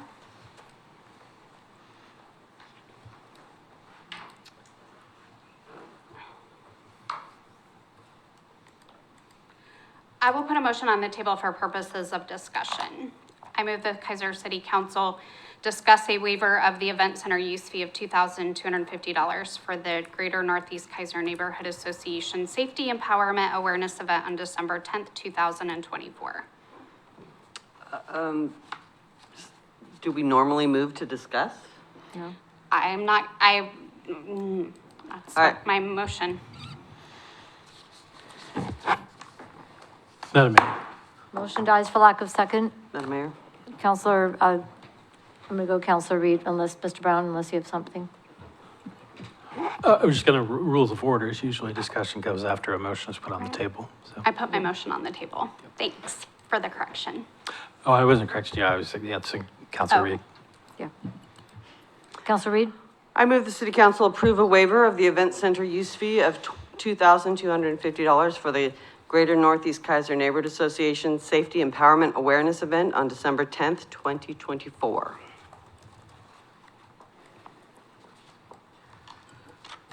I second it so we can discuss it. Thank you. It's moved and seconded that the Keizer City Council approve a waiver of the event center use fee for $2,250 for the Greater Northeast Keizer Neighborhood Association Safety Empowerment Awareness Event on December 10th, 2024. Okay, discussion.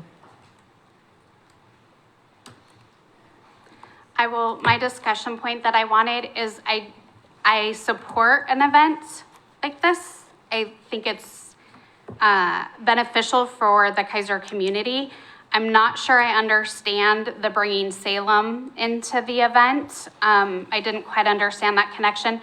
And then the other thing that I just am not comfortable with is all of the promotion that's happened for the event really puts us into a pickle. And kind of, I feel like we're in a corner because now we're being asked to waive the fee for something that's already been advertised. And if we don't approve it, you've said you have to cancel it. So that just doesn't feel very good. And I just have a lot of questions about that.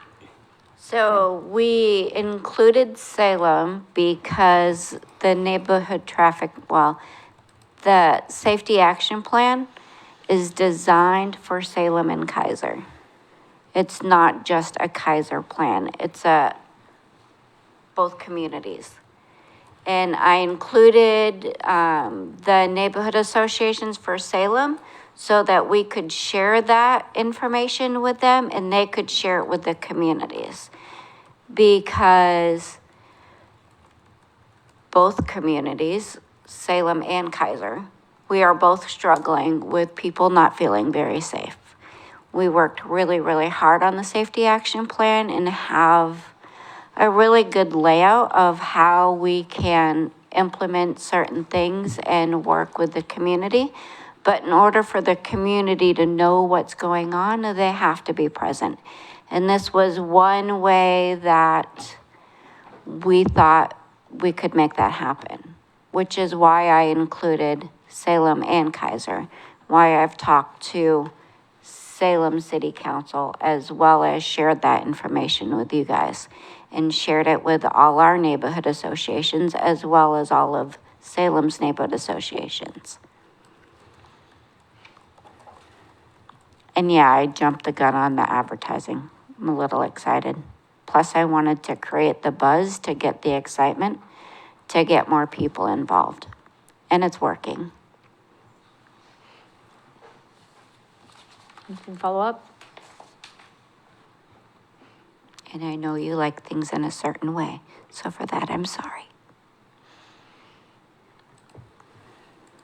I'm gonna go Counselor Kohler and then Counselor Reed.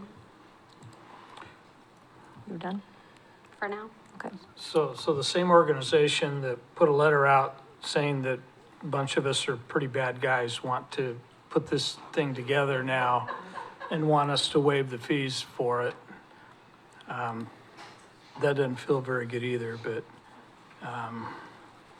Yeah, thank you for doing that. I wonder why the Traffic Safety Bike Ped Committee or some of the other committees that we have aren't sponsoring this rather than a neighborhood association, but anyway. I can't speak for any of them. Counselor Reed. Thank you, Madam Mayor.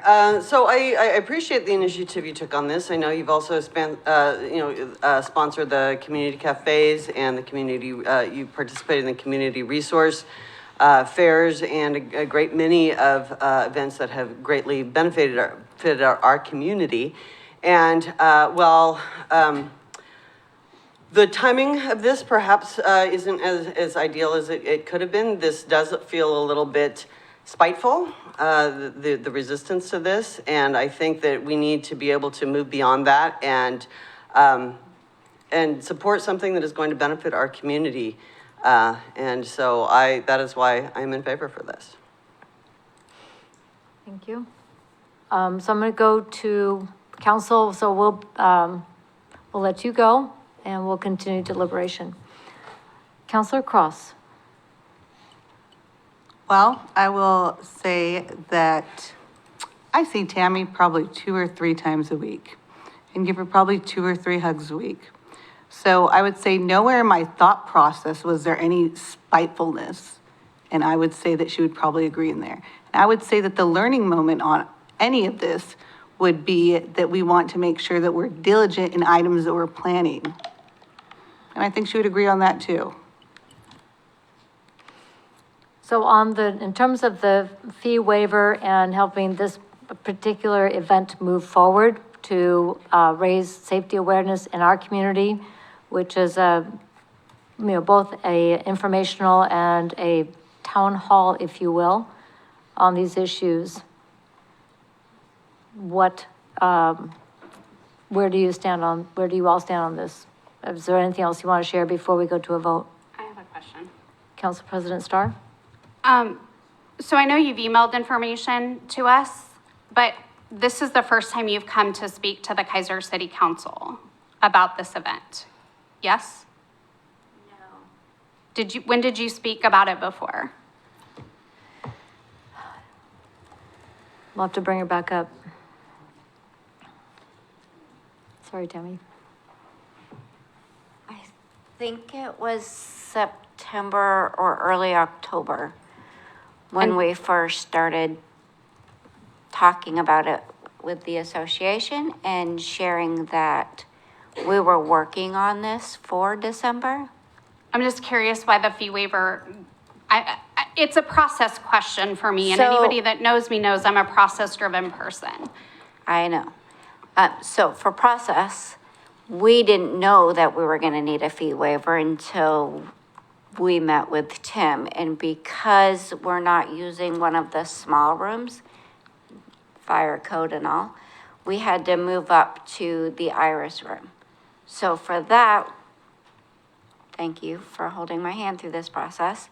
We have learned a whole new process, which I typically never have to worry about because we do normally just use. How many did you use for the community cafe though? Because I was at that first one, and I feel like we were in at least 2 of the Iris ballrooms. I don't. It was a big space, and we seemed really spread out because I felt like it wasn't very Yeah, it was. full. I'm not sure. Okay, I The feel like we answer used to 2, that so one. I'm just curious about the process and the timing. I And there was understand your nothing process. spiteful, Counselor Reed, about my questions, but that's your opinion. But I just want the record to be clear that there was nothing spiteful. It was all trying to understand the process and making sure, frankly, for education of our other nonprofits and community organizations, that they understand the process as well. It's a process that's laid out in our resolution. Yeah, we've gone and so through forth, the so. whole packet that we got from Lily. I've worked really hard with Tim and Lily. Salem Leadership has been helping me walk through some of this process as well. Are they helping you pay for everything? I guess I'm trying to understand the money flow, because if we have Salem City Council, we have So, Salem Leadership Foundation, The they're money benefiting flow from aspect our fee for waiver. the room because we had, maybe you need to answer this one, because I'm expecting more than a safe number of people for the smaller rooms, even like a Keizer United room space. We had to move up to a different space, which I did not anticipate in the beginning. So that was a learning curve for me as well.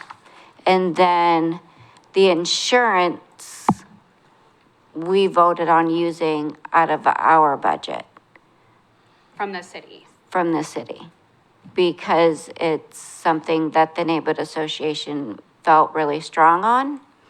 And to be honest, community safety is one of the things we all advocate for. I've not heard any of you not advocate for community safety.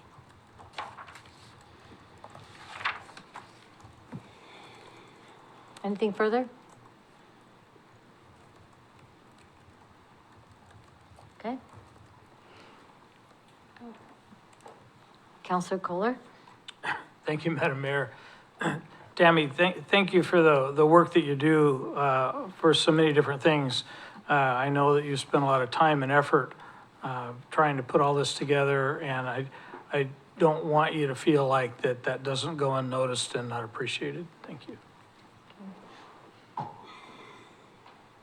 Anything further? Okay, now can I dismiss Ms. Kunz? Thank you. It's a little out of order when we're doing discussion of it on, or deliberation, but she's got the information and is the right person to answer the questions. Anything further before we go to a vote? All in favor signify by saying aye. Aye. Opposed signify by saying no. Hearing no objection, motion passes unanimously. Let's go to item 8C, which is a resolution authorizing Public Works Director to apply for funding for the Wheatland Road Multimodal Corridor Project, Phase 1, from Salem-Keizer Area Transportation System, as actually study, SCATS. But I've been doing it for a while. Mr. Brown. Madam Mayor and Council, I'm going to do my best Bill Lawyer impression here. The SCATS is seeking funding for a combined solicitation award, pulling together several lines of revenues for projects, and there's a request for submittals. This is a pre-application phase, and several years ago, the council adopted the Wheatland Corridor study, which is basically a cross-section of how the ultimate Wheatland Road design should look. And that included a bike path on one side, a sidewalk on the other, with our vegetated stormwater drains in between the road and the pedestrian improvements. This is in our early opportunity for us to apply for funding for that project, and it's been split into two phases. This is from Jay's Drive, which is north of Clear Lake Road, to Aldridge Drive, which is just south of Meadows. I think it's Meadow Park. Park Meadow, thank you. So just to give you a frame of reference, it's the northern half of Wheatland, then the second half of Wheatland would have to be requested funding for later. The number, the estimate that is given in the staff report and in the resolution is actually an estimate done back in 2022. And so what we are required to do is match that with 10.27% from the city. And that would come out of our street fund, most likely. The 22 estimate cost was $5.9 million. And we're looking at probably the earliest possible that this would be built would be 2027. So what I'd like to do is scratch out, delete lines 14 and 15 of that resolution, which has the estimate amount. That resolution would then just give us permission to apply for the grant. And before the official application is received, our engineers can give an update on the cost estimate, it would come back before you again for a decision, granting us permission to make the official application for it. So the pre-application is due on November 20th, and the full applications will be due February 25th. So we recommend adopting the attached resolution with amended by striking out lines 14 and 15. Okay. Thank you very much. Are there any questions on the staff report or the proposal itself? Seeing none. Council President Starr? I move that the Keizer City Council adopt Resolution R2024, authorizing the Public Works Director to apply for funding for the Wheatland Road Multimodal Corridor Project Phase 1 from Salem Keizer Area Transportation System as amended, striking lines 14 and 15. Second? It's been moved and seconded that the Keizer City Council adopt Resolution R 2024, authorizing the Public Works Director to apply for funding for the Wheatland Road Multimodal Corridor Project Phase 1 from Salem Keizer Area Transportation System as amended, striking lines 14 and 15. Friendly amendment to change system to study, since that's the actual acronym. I just read what I was given. I know, so. Friendly amendment accepted. Yes. So as amended, also amended to change that to study. I didn't write the acronym, that's just what it's been for a very long time. Anything further on this resolution or this project? And for folks watching why it's being phased, we've seen an incredible increase in the amount of money that these transportation projects are costing. Originally, it would have been nice to do this all as one project, and the entire corridor does need this upgrade. It was the recommendation of our Public Works Director working with the team to recommend that we break this into two phases because of the cost, and also we have limited funds through SCATS for new projects. We are looking to keep the current projects that are going to construction, such as Verta Lane, whole. Make sure we have all the funds necessary to fully fund those, get them all the way to completion. So we have a reason to make sure that those get done, as well as to plan ahead for this next project. So I just want to make that clear there. We're not dropping the second half. It's just the construction reality we're dealing with at this time. Madam Mayor? Yes, Mr. Brown? You said something that triggered a memory. One of the reasons they picked the northern piece is that because they felt it had more connection with the schools. You got Clear Lake and Forest Ridge Elementary up there, so they chose the northern half because they thought that would have the greater impact. Okay. Well, and while I don't disagree with that, I think that the southern end is actually the part that's really missing some pretty significant pieces. However, there's a lot of question marks, especially where River Road and Wheatland come together. And we don't have enough information on any changes to that configuration at this time. So this is one that could go forward with the current configuration of that portion of Wheatland Road. So that crossed my mind as well. That makes sense to finish that first, which also might end up with some of that being constructed. Who knows? Anything further? All in favor? Oh, Councilor Kohler. Thank you, Madam Mayor. There's a date specific on this grant? Yes, Councilor Kohler, the pre-application is due November 20th, but the full application, so pre-applications is common when they, you say, we expect to apply for this, and they look at them and then usually say, okay, yeah, go ahead and apply. The full application will be due February 25th of 2025. So Follow up? thank you, Madam Mayor. So, Mr. Brown, our current Public Works Director is out on medical leave. Do we have the ability to do that without extra? I mean, are we going to be able to do that by the dates? Thanks for the question, Council Kohler. Yeah, actually, he is trying to come back this week, which, you know, he probably just cannot stand not working. But, yes, he believes we'll be fine getting the engineer's estimate. I think the application, the pre-application material is largely finished.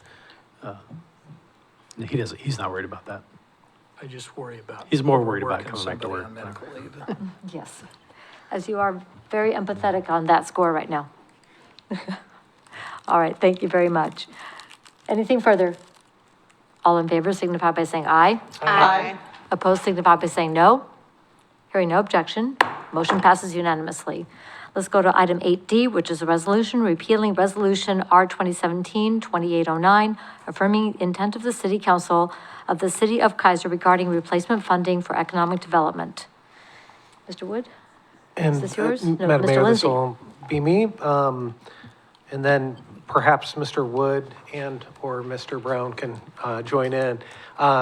We had discussed this at the last meeting, and in my haste to bring it to you, I brought only one resolution. And so now we have before you two decision points, the first of which is if you want to repeal the 2017 resolution that basically said that any of the defaulted property funds from Keizer Station Area A Local Improvement District defaulted properties would, under the 2017 resolution, have to be spent on economic development, that category and that category only, and whether or not you wanted to repeal that resolution so that those funds could be spent in a different way than just economic development. And so there has been, and before my time, the council was made aware of, Mr. Brown had kind of pitched this idea that the city's PERS unfunded accrued liability was a way to invest in that liability and have PERS match some of those funds, and so kind of have your money working for you, and therefore then lower your annual costs that you have to pay PERS over the long run, which is a kind of a budgetary relief on an annual basis moving forward. So the question was, A, would you like to first repeal so that you're not limited and restricting yourself to how you can spend the funds from these defaulted properties that we own outright now? So that's the first question. And then the second question is, which properties would you want to, because there was some discussion on the dais about whether or not Area A is that LID, but we do have properties in Area B and Area C as well. And so it's up to debate and discussion and the council to figure out if you want it to be A only, if you want it to be A and B, if you want it to be A, B, and C, if you want it to be A and C, or none of the above. So, but first and foremost, would you like to repeal the 2017 resolution? And then second of all, which properties that we own would you like to say in a resolution that we should be spending those on our PERS unfunded accrued liability? So those are your decision points tonight. Okay, thank you very much. And we'll take them in order. Any questions on Mr. Lindsay's report? Okay, shall we start with the item D, which is the resolution regarding the replacement funding, to repeal that? And Council President Starr, would you like to put that motion on the table, please? I move to adopt Resolution R2024, repealing Resolution R2017-2809, affirming the intent of the City Council of the City of Keizer regarding replacement funding for economic development. Second? It's been moved and seconded that the Keizer City Council adopt Resolution R 2024, repealing Resolution R 2017-2809, affirming intent of the City Council of the City of Keizer regarding replacement funding for economic development. Any discussion? A lot of this was covered a couple of weeks ago. If people want to hear comments on this issue from our last meeting. Anything from anyone else in council? All in favor, please signify by saying aye. Aye. Opposed, signify by saying no. Hearing no objection, motion passes unanimously. Then item 8E, Council President Starr, would you like to put the motion on the table? I move to adopt Resolution R2024, affirming intent of the City Council of the City of Keizer regarding replacement funding for PERS unfunded accrued liability. Second? It's been moved and seconded that the Keizer City Council adopt Resolution R 2024, affirming intent of the City Council of the City of Keizer regarding replacement funding for PERS unfunded accrued liability. Discussion. Council President Starr. Thank you, Madam Mayor. So I get that the first resolution was only for Area A. This resolution opens up, it essentially says that anytime we sell land in A, B, or C, it will go to PERS unfunded liability, yes? So if we were to just adopt the resolution removing areas B and C, after those are sold, could it come back to us? Because we don't know when those are gonna sell, right? We know A is a pending, or it's an impending, we've got a letter of all of that. So we know that that's coming, but we don't know exactly when B or C is coming. This is tying our hands to something that we don't know when it's going to happen, and we don't know what's gonna happen in the interim, right? We could have some, I don't even wanna think about it, but some catastrophic situation happen that we then would have a resolution that tied our hands on how we use Area B and C proceeds in the interim.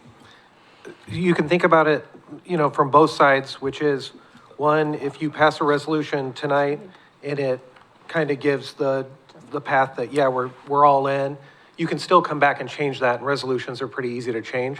But if you also want that, hey, we want to force us to make sure and revisit it, then you can have us just do one area now and do them as they come along if you want. So either one of those is easy enough to do. We just have to, because you guys meet a couple times a month, you meet quite often, so we can always bring it to you. So it really is a matter of whether or not you want to, like you say, tie your hands and restrict yourself today, or whether or not you want to have those discussions before you do it for the other areas. Okay. Esther? Yeah. And Mr. Withen also reminds me, you wouldn't have to do it for any of them either. Right now, with this other thing repealed, it's going into the general fund.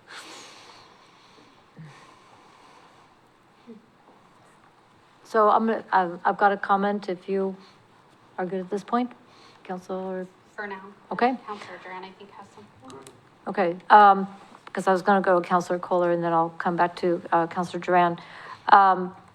So if we were to adopt this with areas A, B, and C, which is declaring an intent that a top priority is to reduce the unfunded actuarial liability, hence freeing up more general fund, i.e. our property tax dollars to be used for basic services like parks and police, then a future council to change that direction would actually have to do that in a public forum and make that change for a stated reason.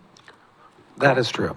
Okay. So sometimes you do restrictive moves to make sure that it goes forward that way unless and until somebody, takes the affirmative step of removing it. Well, it's like we just did with the previous motion. We had that intended use of the proceeds from Area A. We're going to go back into, if at all possible, something related to economic development, i.e. some version of the old River Road Renaissance. I mean, not that, because that was sunsetted, but that idea, and we have now recognized we have a different direction to go. So we are now looking at using those dollars to stabilize our general fund. So that's an example of how this can work. We're now having a public conversation on that issue. So I'll go to Councilor Kohler and then Councilor Duran. Thank you, Madam Mayor. As we were talking a little bit about that earlier, that would having that go A, B, and C now, if we were able to meet all of our PERS things, or if there was some kind of a special reason we needed to modify that, we would be able to do that. The resolutions can be changed fairly easily. Thank you. Thank you. Counselor Duran? So my question is, the unfunded liability is something that we've had for a while. What about this new, the new PERS problem that we're correcting right now? That needs to come out first, because we're gonna have to take a loan out to pay that. We need to pay that loan off first before we pay off the unfunded liability that's been around for a while. That's someplace in here we need to say that, is my thinking. So that's a policy question. We are expecting the PERS debt to be around $3 million right now, based on what we've seen come back. But we have that buffer of debt that we promised up to, or the council permitted up to $5.5 million, but we believe it'll come in around 3 to 3.5 million. So last year we decided to plug that number into a debt service over 20 years, and we'd pay that down. It would be difficult to say which would provide a greater return. Our PERS debt is much larger. Yeah, we'd have to do some figuring on it. Do some math on that. What I hear you asking is whether it would be better to pay that off in cash versus finance it and pay down the UAL. Okay. Yeah, so that would be my next question, is why, if the carrying that 20-year loan on the $3.5 million would be cheaper to carry that and go ahead and pay off the PERS, then I guess that makes sense. But yeah, I would like to know before we commit to this, I'd like to know which way we're going so we can have that directed. It's a great Tim question. Yeah. I like that idea. Council President Starr? Thank you, Madam Mayor. It goes back to my question about what are we tying our hands to? I'm not comfortable making a decision because we clearly don't have all of the numbers in front of us. And I don't want to vote to tie our hands to something that we don't have answers to. Councilor Reed? Thank you, Madam Mayor. So these are two different pots, the 3 million for fixing the PERS and then the PERS, but just generally the PERS debt, could that be a big enough umbrella to cover all of this and then just kind of decide from the finance perspective which would be better to pay off first? I mean, because this just says, that this motion that's on the table says, PERS unfunded accrued liability. Would it be possible to bring that 3 million under this umbrella as well, or are they just two totally separate? Mr. Wood? Madam Mayor, City Council, I do appreciate the work that you folks are putting into this. I do believe it's a good question to ask. It's the typical, do I pay off my loan or do I invest in the future kind of a question. So we're gonna have to probably wait a couple months until we actually issue the debt, the $3 million of debt, to figure out what interest rates we're paying. With the election tomorrow, we'll kind of get a better glimpse of what happens with interest rates in the next couple of months when we actually issue that debt. So we'll have to go back and compare that interest rate to what we think the rate will be compared to our PERS obligation. If we just look at the earnings credit for Tier 1, Tier 2 folks, we're looking at I guess not the earnings rate, but the assumed rate is 7.5-ish range. So just based off of that, I think it would make more sense to pay down our unfunded liability and keep the debt on the books. But I don't want to make that assumption today until we have all the information. So whether you move forward with locking your hands or not, we're still gonna have to go through that process. So good question. Did you follow up? Would it make a difference in this resolution if we just struck the words unfunded accrued liability and just left it at regarding replacement funding for PERS? Would that even be advisable? I think that, especially in light of the discussion, if that is, those words can mean just what you're saying they mean, and the fact that we have a record here today saying this is what you meant, that it could go for either of those, then that is your will, and that's what you would vote on, and that's how it would be interpreted. Thank you. So we would need to, Mr. Brown? And if you did that, I believe I would still want to bring back to analysis from Tim and myself about those interest rates at the time at which we make that choice. But that way, we would have this already on the record. We know that these funds are going to go toward an option that would get the best return for the city of Keizer regard PERS issues.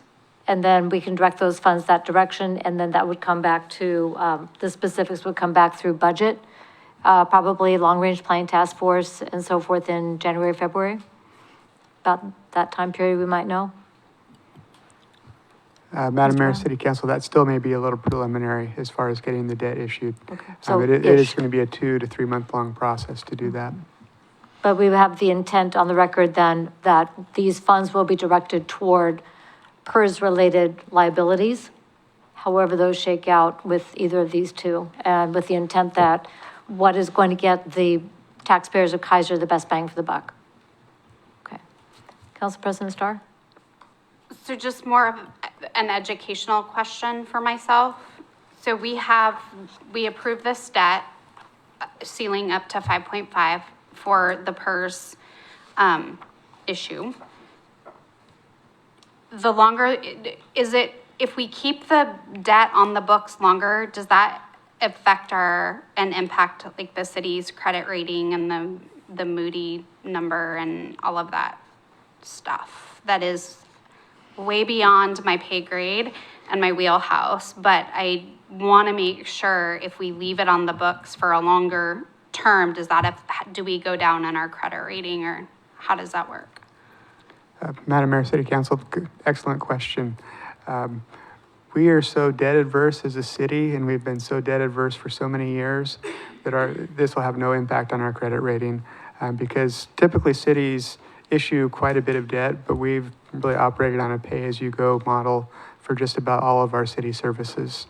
I would anticipate if you compared us to other cities, our debt is maybe 5% of what a lot of other cities hold.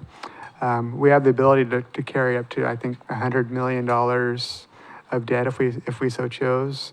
And I think we have, well, outside of the Keizer Station LID, we only have our bridge loan for the Dearborn Bridge outstanding. So we are sitting in an excellent spot.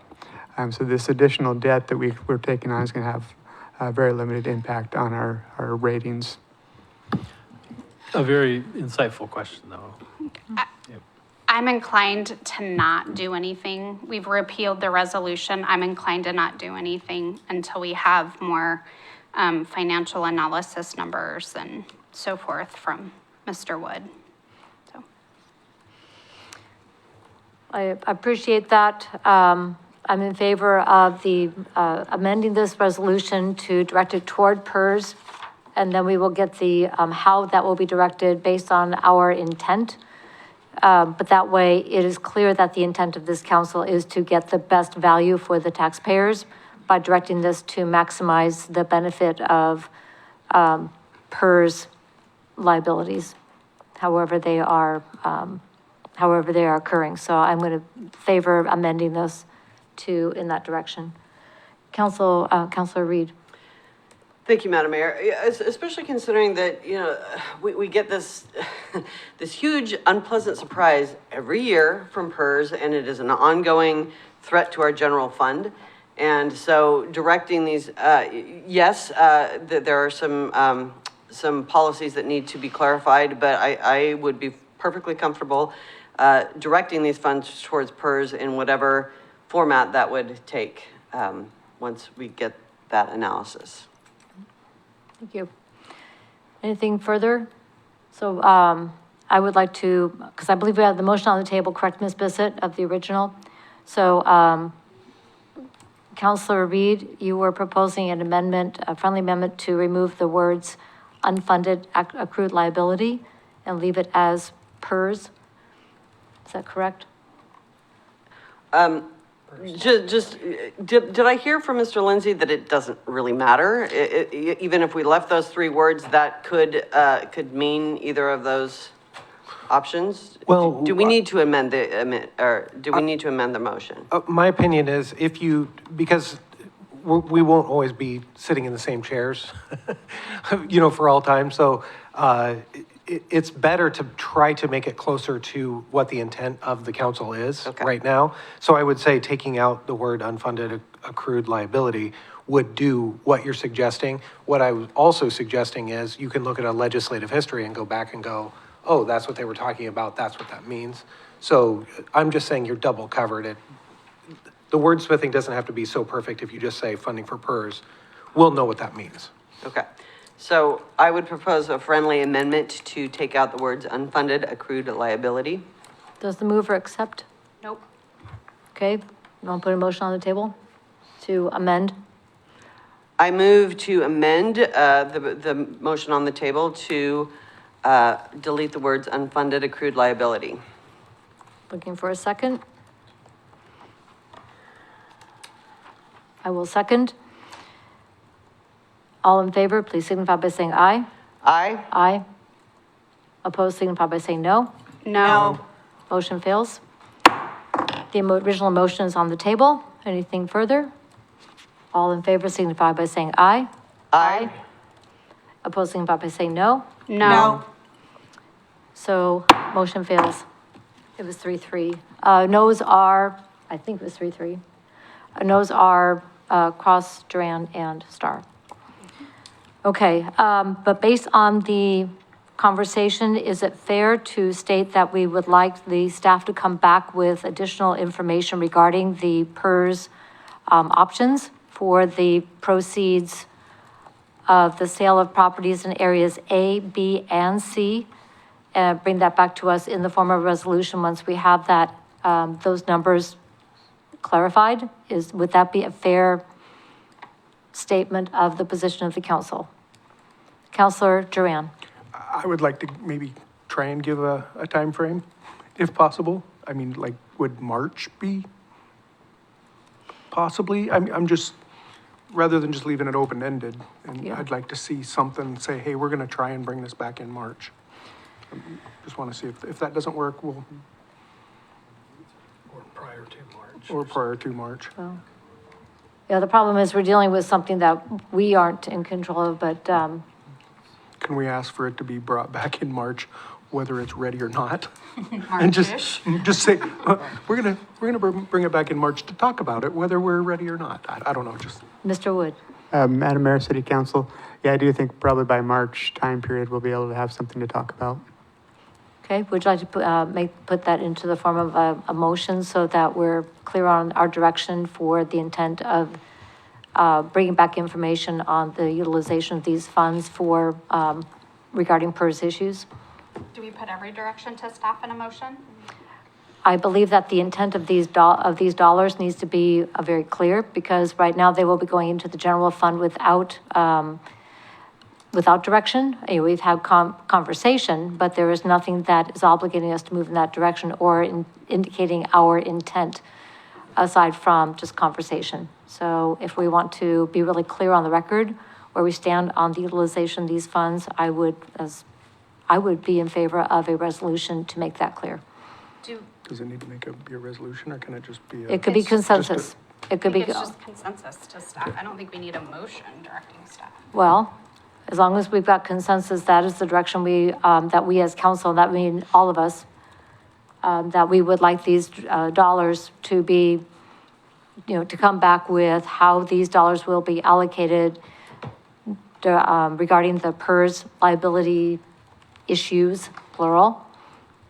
And then the recommendation at that point to council on how those dollars will be allocated from the sale of those properties A, B, and C.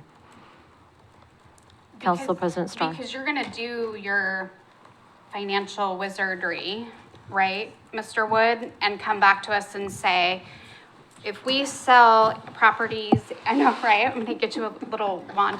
If we sell properties has A, one. B, and, in areas A, B, and C, right, we get this amount of money. If we put it towards the PERS debt that we just incurred or we voted on, this is what it will bring it down to, versus if we put it towards the unfunded liability, this is what the financial projections, if we do, so option A, option B, area A, B, and C, right? Area A and C, like it'll all be in a pretty little spreadsheet, right? That's what I'm understanding we're asking of you.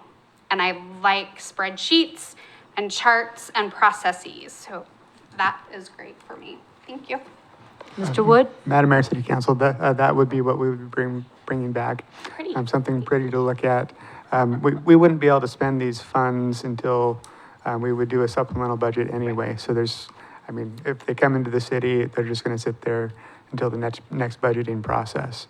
We would need to make sure that we isolate them so that we can have a reasonable conversation about the intent of where you want those funds to go, which would lead to the analysis of A, B, or C, and unfunded or debt outstanding. So, Thank you. That's great. Thank you. Councilor Reed? Thank you, Madam Mayor. But as Councilor Starr pointed out earlier, that's all just speculation in terms of B and C, right? So that's all we really know is, you know, what may or what is likely to come out of A, and would that even shouldn't we maybe just base that analysis on the parts that we are, or at least on the horizon? So, Madam Mayor and Councilors, we have a purchase option for A, and we have some purchase option money, annual trickling in for the next 5 years, and then the payoff would be at the end.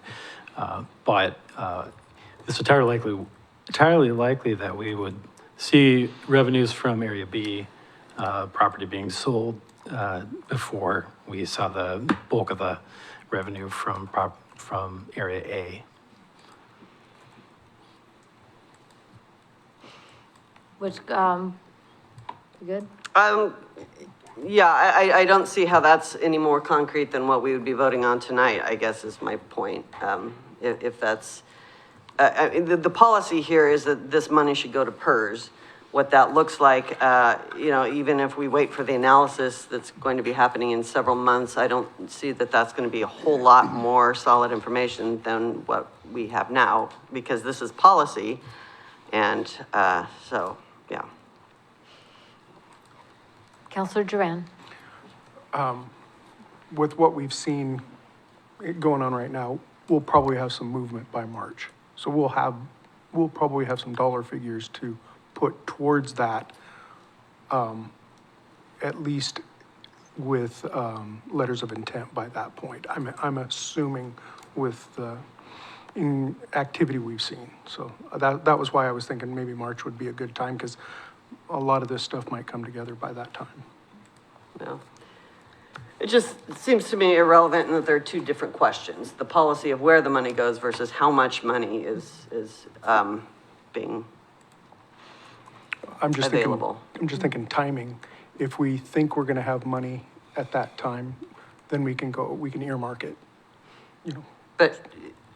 Right, because then we can actually talk interest rates and things at that time. But based on dollars that will be in the bank. Okay, so you feel like we need to have that discussion before we earmark which direction we go in PERS and not just send it towards PERS? I'd feel more comfortable having a little bit more control of where we're gonna direct it based on the information we're given. Agreed. Which was the intent of the resolution that failed, which would set the policy that we intend those dollars to go toward PERS issues, and then the actual budgetary allocation would come separately when we have the sale of properties. So on the policy side, is there any disagreement that these funds from the area A, B, and C need to be directed toward these PERS issues?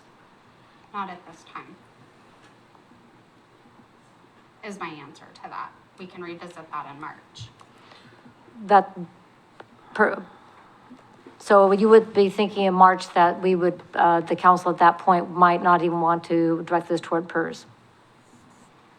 I don't know. I mean, even Mr. Woods said we might not have numbers for a while, and so, and I think I also heard Mr. Woods say that if there is money that comes in between now and then, it gets put into a separate Supplemental budget. line item, and we would have a supplemental budget to direct where that money goes. So I am not tonight willing to encumber a future council on where they're gonna put money.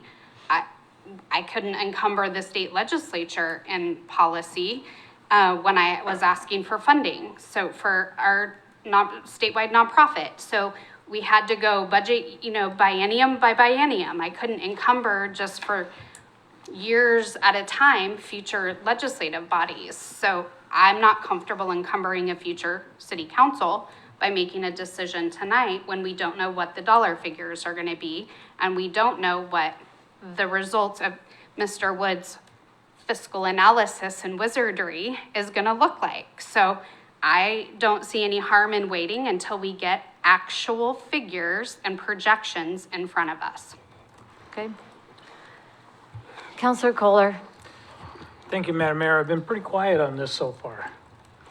I will say, though, that after listening to the last city council meeting and listening to that discussion, my feeling is that we have this cloud over our heads that if we make a decision and say, if we sell these particular properties, our intent is to apply these funds to get rid of this cloud that's hanging over our head. And we're not gonna be able to actually disperse any of those funds without some additional discussion and a resolution, and a budget adjustment. And Tim can be working all that magic that he does with his wizardry. You do that left-handed or right-handed? So, but You realize I'm coming back with the wizard wand at the next city council meeting, right?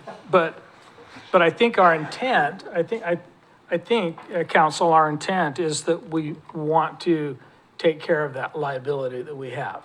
And if we earmark and say, this is what we want to do, we want to make sure that the funds that are collected from the sale of these particular pieces of property to go first toward these things. And if we need to do some other disbursement of those funds in another way, we could make another motion and we could change what we've already done. Is that right, Mr. Lindsay? So I don't see any problem with saying that this is our first priority and this is our intent. Thank you. So hopefully the staff can glean from this conversation the, if it's not direction of council, at least I'm struggling for the right word. Many of us feel that this is a policy we need to put first. Some of us disagree, but it'll be up to Mr. Wood, Mr. Brown to bring us back options when there's hard numbers to put to those as properties sell, and we can move toward that. But I think the policy, the overarching goal to deal with the cloud of PERS, well put, has been something we've talked about a great deal, both here and in Long Range Planning Task Force. Okay. Given that we're not going to be able to get to a resolution and that could be passed by this particular body, we're going to need to move on. All right, let's go to the consent calendar. Approval, Council President Starr. Consent calendar for November 4th reads, item A, approval of October 21st, 2024 regular session minutes. Thank you. Anybody need to pull it? I did not attend the meeting, but I did listen to it. Okay, you intend to vote? Yes. All right, thank you. Council President Starr. I move that the Keizer City Council adopt the consent calendar as written. Second? The consent calendar has been moved and seconded. All in favor signify by saying aye. Aye. Aye. Opposed signify by saying no. Motion passes unanimously. Other business, this time is provided to allow the mayor, city council members, or staff an opportunity to bring new oral matters before the council that are not on tonight's agenda. Mr. Brown, does staff have anything additional tonight? Staff does not, however, I know Council President Starr wanted to bring something forward that she talked to me about. Thank you, Mr. Brown. Thank you, Madam Mayor. I did send an email with 3 counselors supporting bringing up the agenda item regarding Valor Mentoring's use of the Civic Center for their event on last Tuesday. My understanding from staff and my staff graciously reminded us that we did not consider their May fee waiver request due to the timeline that it was turned in. It was too close to the event, so we elected not to consider it. We did, and then there was not a request submitted for their October event. And I asked if we could bring it up to discuss amongst council a retroactive consideration for that fee waiver. And I have 3 counselors, myself, Counselor Duran, and Counselor Cross, that agreed to bringing it up under other items of business. And I did forward that email string to Mr. Brown, and I believe it was Ms. Bissett. Okay, so it wasn't forwarded to the rest of council? I forwarded it to Mr. Brown at his direction, and he instructed me on how to bring it up tonight, and I followed that guidance. Thank you. Yep, she was just, Madam Mayor and Council, trying to prevent the quorum issue, so. Thank you. So go ahead. So did this request come from Valor Mentoring? It came from a conversation when I asked questions about the event and the fees that were charged. And they said that would be great if we would be willing to reconsider it. So it was in the course of a conversation and my questions that I asked. Okay. So is the proposal to direct staff to come back with an agenda item? Yes, for consideration? Mm-hmm. And then my request would be to get information directly from Valor Mentoring as well. Okay. All right, thank you very much. Do I need to make a motion to direct staff, or are we good with consensus? Council, would be good to get a motion or a consensus vote, either one. Council President Starr?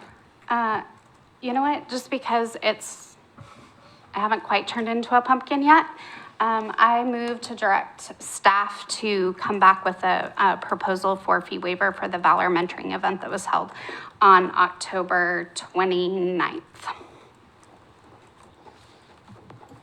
I'll second. It's moved and seconded that the Keizer City Council direct staff to come back with an agenda item regarding fee waiver options for Valor Mentoring for their event that occurred on October 29th, 2024. Councilor Reed. Thank you, Madam Mayor. So the reason I didn't second this is there's so many details that are lacking in this. I saw 0 information on this, and so I'm happy to consider this, but just in the form of the motion that appeared, it just is too ambiguous to discuss. Directing staff to come back with a proposal is ambiguous, Councilor Reed? When there's no numbers attached, if we're looking at a fee waiver, we always look at fee And that would be the waiver proposal amounts. that we've asked staff to come back with. Well, again, it's ambiguous. So, Spiteful and ambiguous, and both in one night. that's enough. So, what I would like to know is, if we can, with Valor Mentoring also in this request, have we done one for them this calendar year because our limitation is one per calendar year? No. Okay, thank you. And then, the other thing I was curious about, did they ask for one prior to, or was this, something that came up in, later conversation? Madam Mayor and Council, I'm I believe confused. since they had requested one at a late hour in their fall or spring meeting, that they may have made an assumption that it wasn't a worthy project or ask, but in conversation with them afterwards, it was that, no, it was just because of timing that, because they had literally asked, like, our meeting was going to be a day That's before the right. event. I forgot about that. Yeah, Thank so, so they may have took that, the message there that it wasn't a worthy ask when, rather than, yeah, no, you can ask again, just make sure it's in earlier. So, just as a follow-up, so I'm clear, then, the ask that we're, normally would fall under the guidelines for, fee waivers for similar organizations, is that clear, is that correct? Mm-hmm. Okay. Yeah. All right, thank you very much. Anything further? All in favor signify by saying aye. Aye. Aye. Any opposed? No. Motion passes with, one no, and it's Counselor Reed. All right, let's go to staff updates. We will start with, we'll just start at one end and go around. So Mr. Cleaver, you're up first.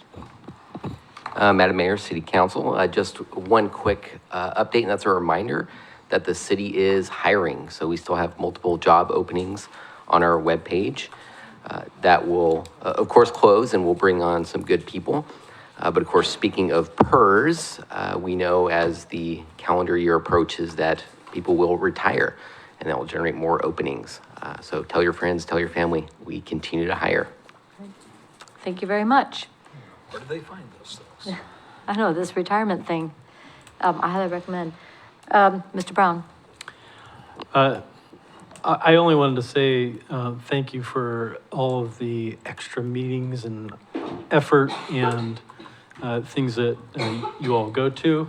As the hired help, I'm humbled about how much you guys do, and I feel like I have to try to keep up with you because you do that on top of your regular job. So just thank you for all you do, especially around election time here. It's goes unthanked. So, Thank you very much. Mr. Wood? Just a reminder, everyone, conserve water. We're in the sewer reset period. So if you go somewhere for Veterans Day, bring some empty bottles with you, fill up somewhere else, bring it back home. If you're in the south part of town, conserve water till the early part of February. If you're in the north part of town, conserve until early March. Thank you. Good reminder. Thank you very much. Ms. Bissett? Okay, I also wanted to remind everyone that we have training from the Oregon Ethics Commission for Public Meetings Law on Friday, November 15th from 10 a.m. to 12:30 p.m. The training is free and available to all public officials, including employees, volunteers, elected and appointed officials. So the majority of council will be at that training. The majority of our budget committee members will also be at the training. And we've invited all of our board, commission, and committee members to the training as well.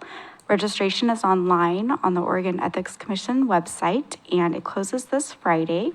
So there's still a few more days for folks to register. And then I also wanted to remind the community that we're currently accepting letters of interest and resumes for City Council position number 5. Letters of interest and resumes are due by 5 p.m. on Monday, November 18th. Information about the process is posted on our website and also on our social media pages. All right, thank you. Thank you very much. Lieutenant Nelson? I have 2 brief updates for the council. We're currently working very hard to fill police officer positions at the PD.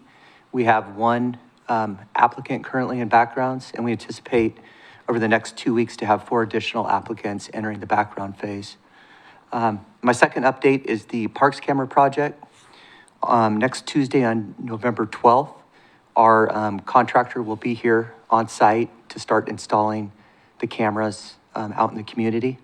What does that mean? All the infrastructure is in place, the server, everything has been table tested.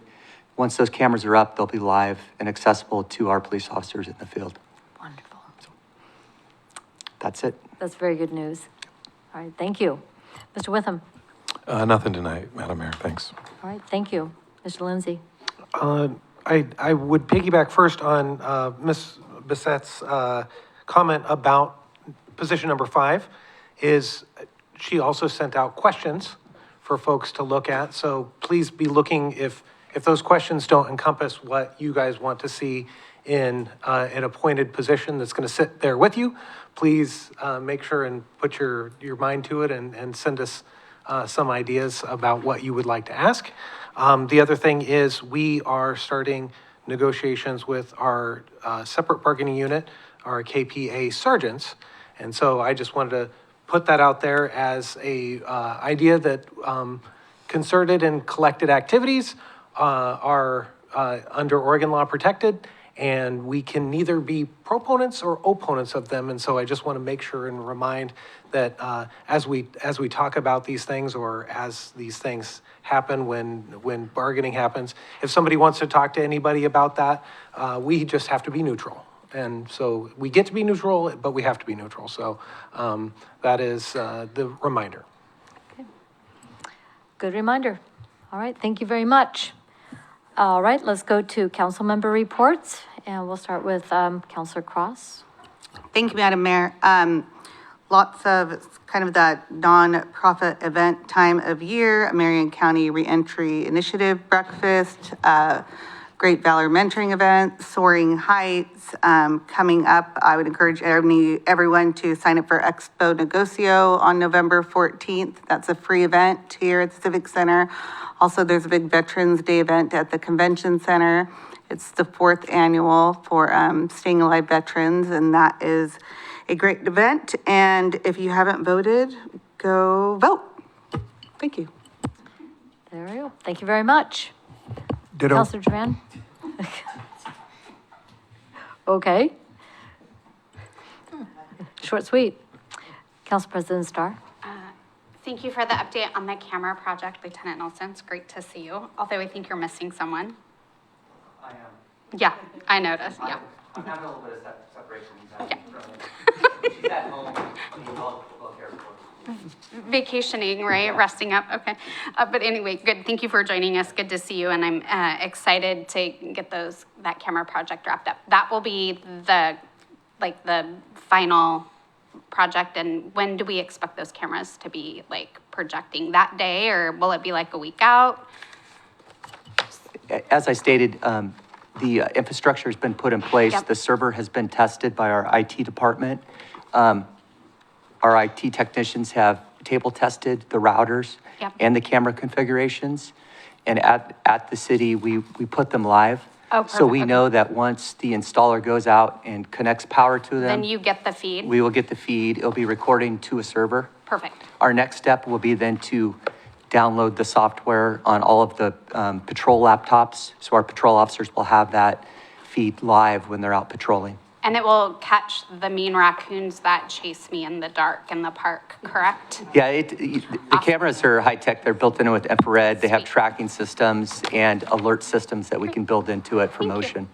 That's awesome, great, catch those raccoons. Nothing else to add. There was a great end to the McNary football season. They gave it their all. So I want to just recognize the football team for their heart in ending this season. And I think that's it. Community dinner, Marion County Reentry, Valor, Soaring Heights Recovery Homes, all great events. So keep up the good work, Keizer community. Okay, thank you very much. Councilor Kohler? Thank you, Madam Mayor. I did take a little time off to have my wing work done, but just a little reminder, it's we have a lot of students that are playing a lot of different instruments and singing, and a lot of concerts coming up this time of year, and it's always a lot of fun to go and support our kids and to listen to the great music. Just a personal thank you to Councilor Reed and the BYU Alumni Association for helping with the community dinner this last month. That was well attended and heard some good feedback. So thank you very much. Thank you and welcome back. Councilor Reed. Thank you, Madam Mayor. Just to piggyback on what Councilor Kohler said, the choir, orchestra, and band concerts were last week, and I got to see the orchestra one, and it was fantastic. And the McNary area orchestra, huge event, is going to be at McNary on the 14th at 7 p.m. Okay. And so that's with all of the feeder schools, elementary, middle, high school. It's a huge event. We have Greater Northeast Keizer Neighborhood Association coming up tomorrow on Tuesday. Last weekend I saw the Thanksgiving play that the Keizer Homegrown Theater did, and that was really impressive, really thought-provoking, and I appreciated the efforts that went into that. I have a Keizer Heritage Foundation meeting on the 12th, and West Keizer North Neighborhood Association on the 14th. And that is about it. All right, thank you much. Youth Councilor Lottie Farrar. Thank you, Madam Mayor. As everyone has mentioned, we had our band, choir, and orchestra concert last week, and we have 2 more actually coming up. We have our APT tomorrow at 7 p.m. and our jazz concert November 6th at Tuesday. Yeah, that's a Tuesday, 7 p.m. This Friday, we have our Living History Day to celebrate the veterans, talk about their stories at school. So looking forward to that. I know everyone's getting in preparation. Tomorrow, we also have our boys soccer second round playoffs versus Glencoe at 6 p.m. So that's exciting. I'm pretty sure we're going to take it, but don't want to jinx anything. Go team.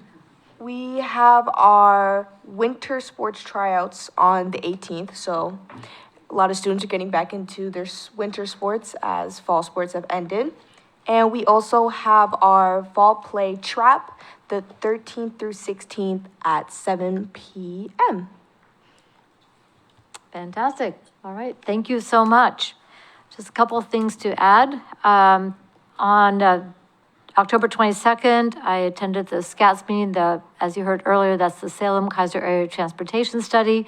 One of the actions taken was to approve about $1 million toward our Safe Routes to School program, which covers all 9 of our elementary schools in Keizer, as well as the elementary schools in Salem. This will help stabilize some of the funding stream for 3 years. And that's a great way to stabilize the staffing and be able to expand services in activities for our elementary school students. So that was a fantastic addition for our kids.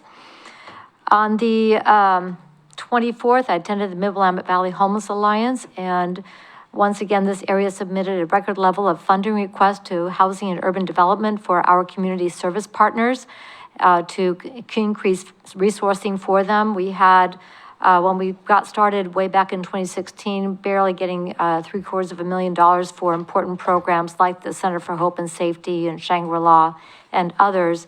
And now we are bringing in a great deal more than that to more appropriately meet the needs of people in our community. Our data reporting capacity is growing. The Homeless Alliance did hire 3 staff that are doing data reporting for coordinated entry, and the HMIS, which is the Homeless Management Information System data, which is critical for our local service providers, as well as our eligibility to bring funding and resourcing into our Salem Keizer area. So that's been some great improvements for our region to better serve people. The other thing I want to call out is for our environmental division. It was a great rain garden and seed swap down at Keizer Rapids Park on Saturday. Rain, mud, it didn't matter. Folks were doing some plantings at the south end of the swale leading up to the boat ramp area. So when you get a chance to go down there, beautiful work by volunteers getting those plants in, led by Haley and Jenny from our environmental division. great work, and people were very also excited to learn about our soils and how we can continue to do a better job with our management in our own home gardens as well. Coming up, we have a tree planting on Friday between 2 and 4, weather dependent. I was told to emphasize that. If it's pouring, it is, or the water level comes up, not happening. But if weather and water permitting, from 2 to 4, there'll be trees getting planted at Claggett Creek Park. This is part of the work to restore the native vegetation in our park areas, especially those that are in wetland and flood areas. So this is going to be a great improvement there. Next week, we have the City Day for Leadership Keizer. So thank you to the Chamber of Commerce for including the city in this program. I believe this is the second cohort for Leadership Keizer. As already mentioned, Expo Negocios. I do have a question for Ms. Bissett and for council. Expo Negocios is on the 14th, and I believe we also have a city Marion County Commission quarterly meeting that morning, same time, correct? So what I need to know is if you would let Ms. Bissett know if you are planning to attend the, which one, either Expo Negocios or the commission meeting, so we can get someone to both. I'm doing the greeting for the welcome for the Expo Negocios, so I will not be able to attend the city county commission quarterly meeting. So does anybody know that they'll be able to cover that at the city commission? Okay, so Council President Starr and Councilor Cross and Councilor Duran? Okay. And then we also have Ruby Bridges Walk to School at five of our schools. So it doesn't sound like we'll be able to get city councilors to any of those. So it's a busy morning. One more thing will be, as mentioned earlier, the Keizer birthday and the display unveiling. That night is the November 15th, and I've been asked to attend the Siletz Tribal Council dinner for celebrating the restoration as part of the Native American Heritage Month, and had already accepted that. And so, Council President Starr, will you be in attendance at the unveiling for the Keizer birthday? Mm-hmm. Okay, so I'll hand that to you. All right, thank you very much. All right, let's go to agenda input. We will meet next Tuesday, November 12th, reminding everybody that next Monday is Veterans Day and a holiday. So on Tuesday, November 12th at 6 p.m., we will meet as the Long Range Planning Task Force. And then on Monday, November 18th, we'll meet at 7 p.m. in regular session. December 2nd, we will have a special session at 5:30 to interview applicants for the position number 5 for City Council, and they meet at 7 p.m. in regular session. And then on December 5th at 6 p.m., we will meet in a joint work session with the Volunteer Coordinating Committee and the Community Diversity Engagement Committee. So mark your calendars. Is there anything else? All right. The time is 9:38 and we are adjourned. Mm-hmm. Mm-hmm. They're usually elementary schools. They're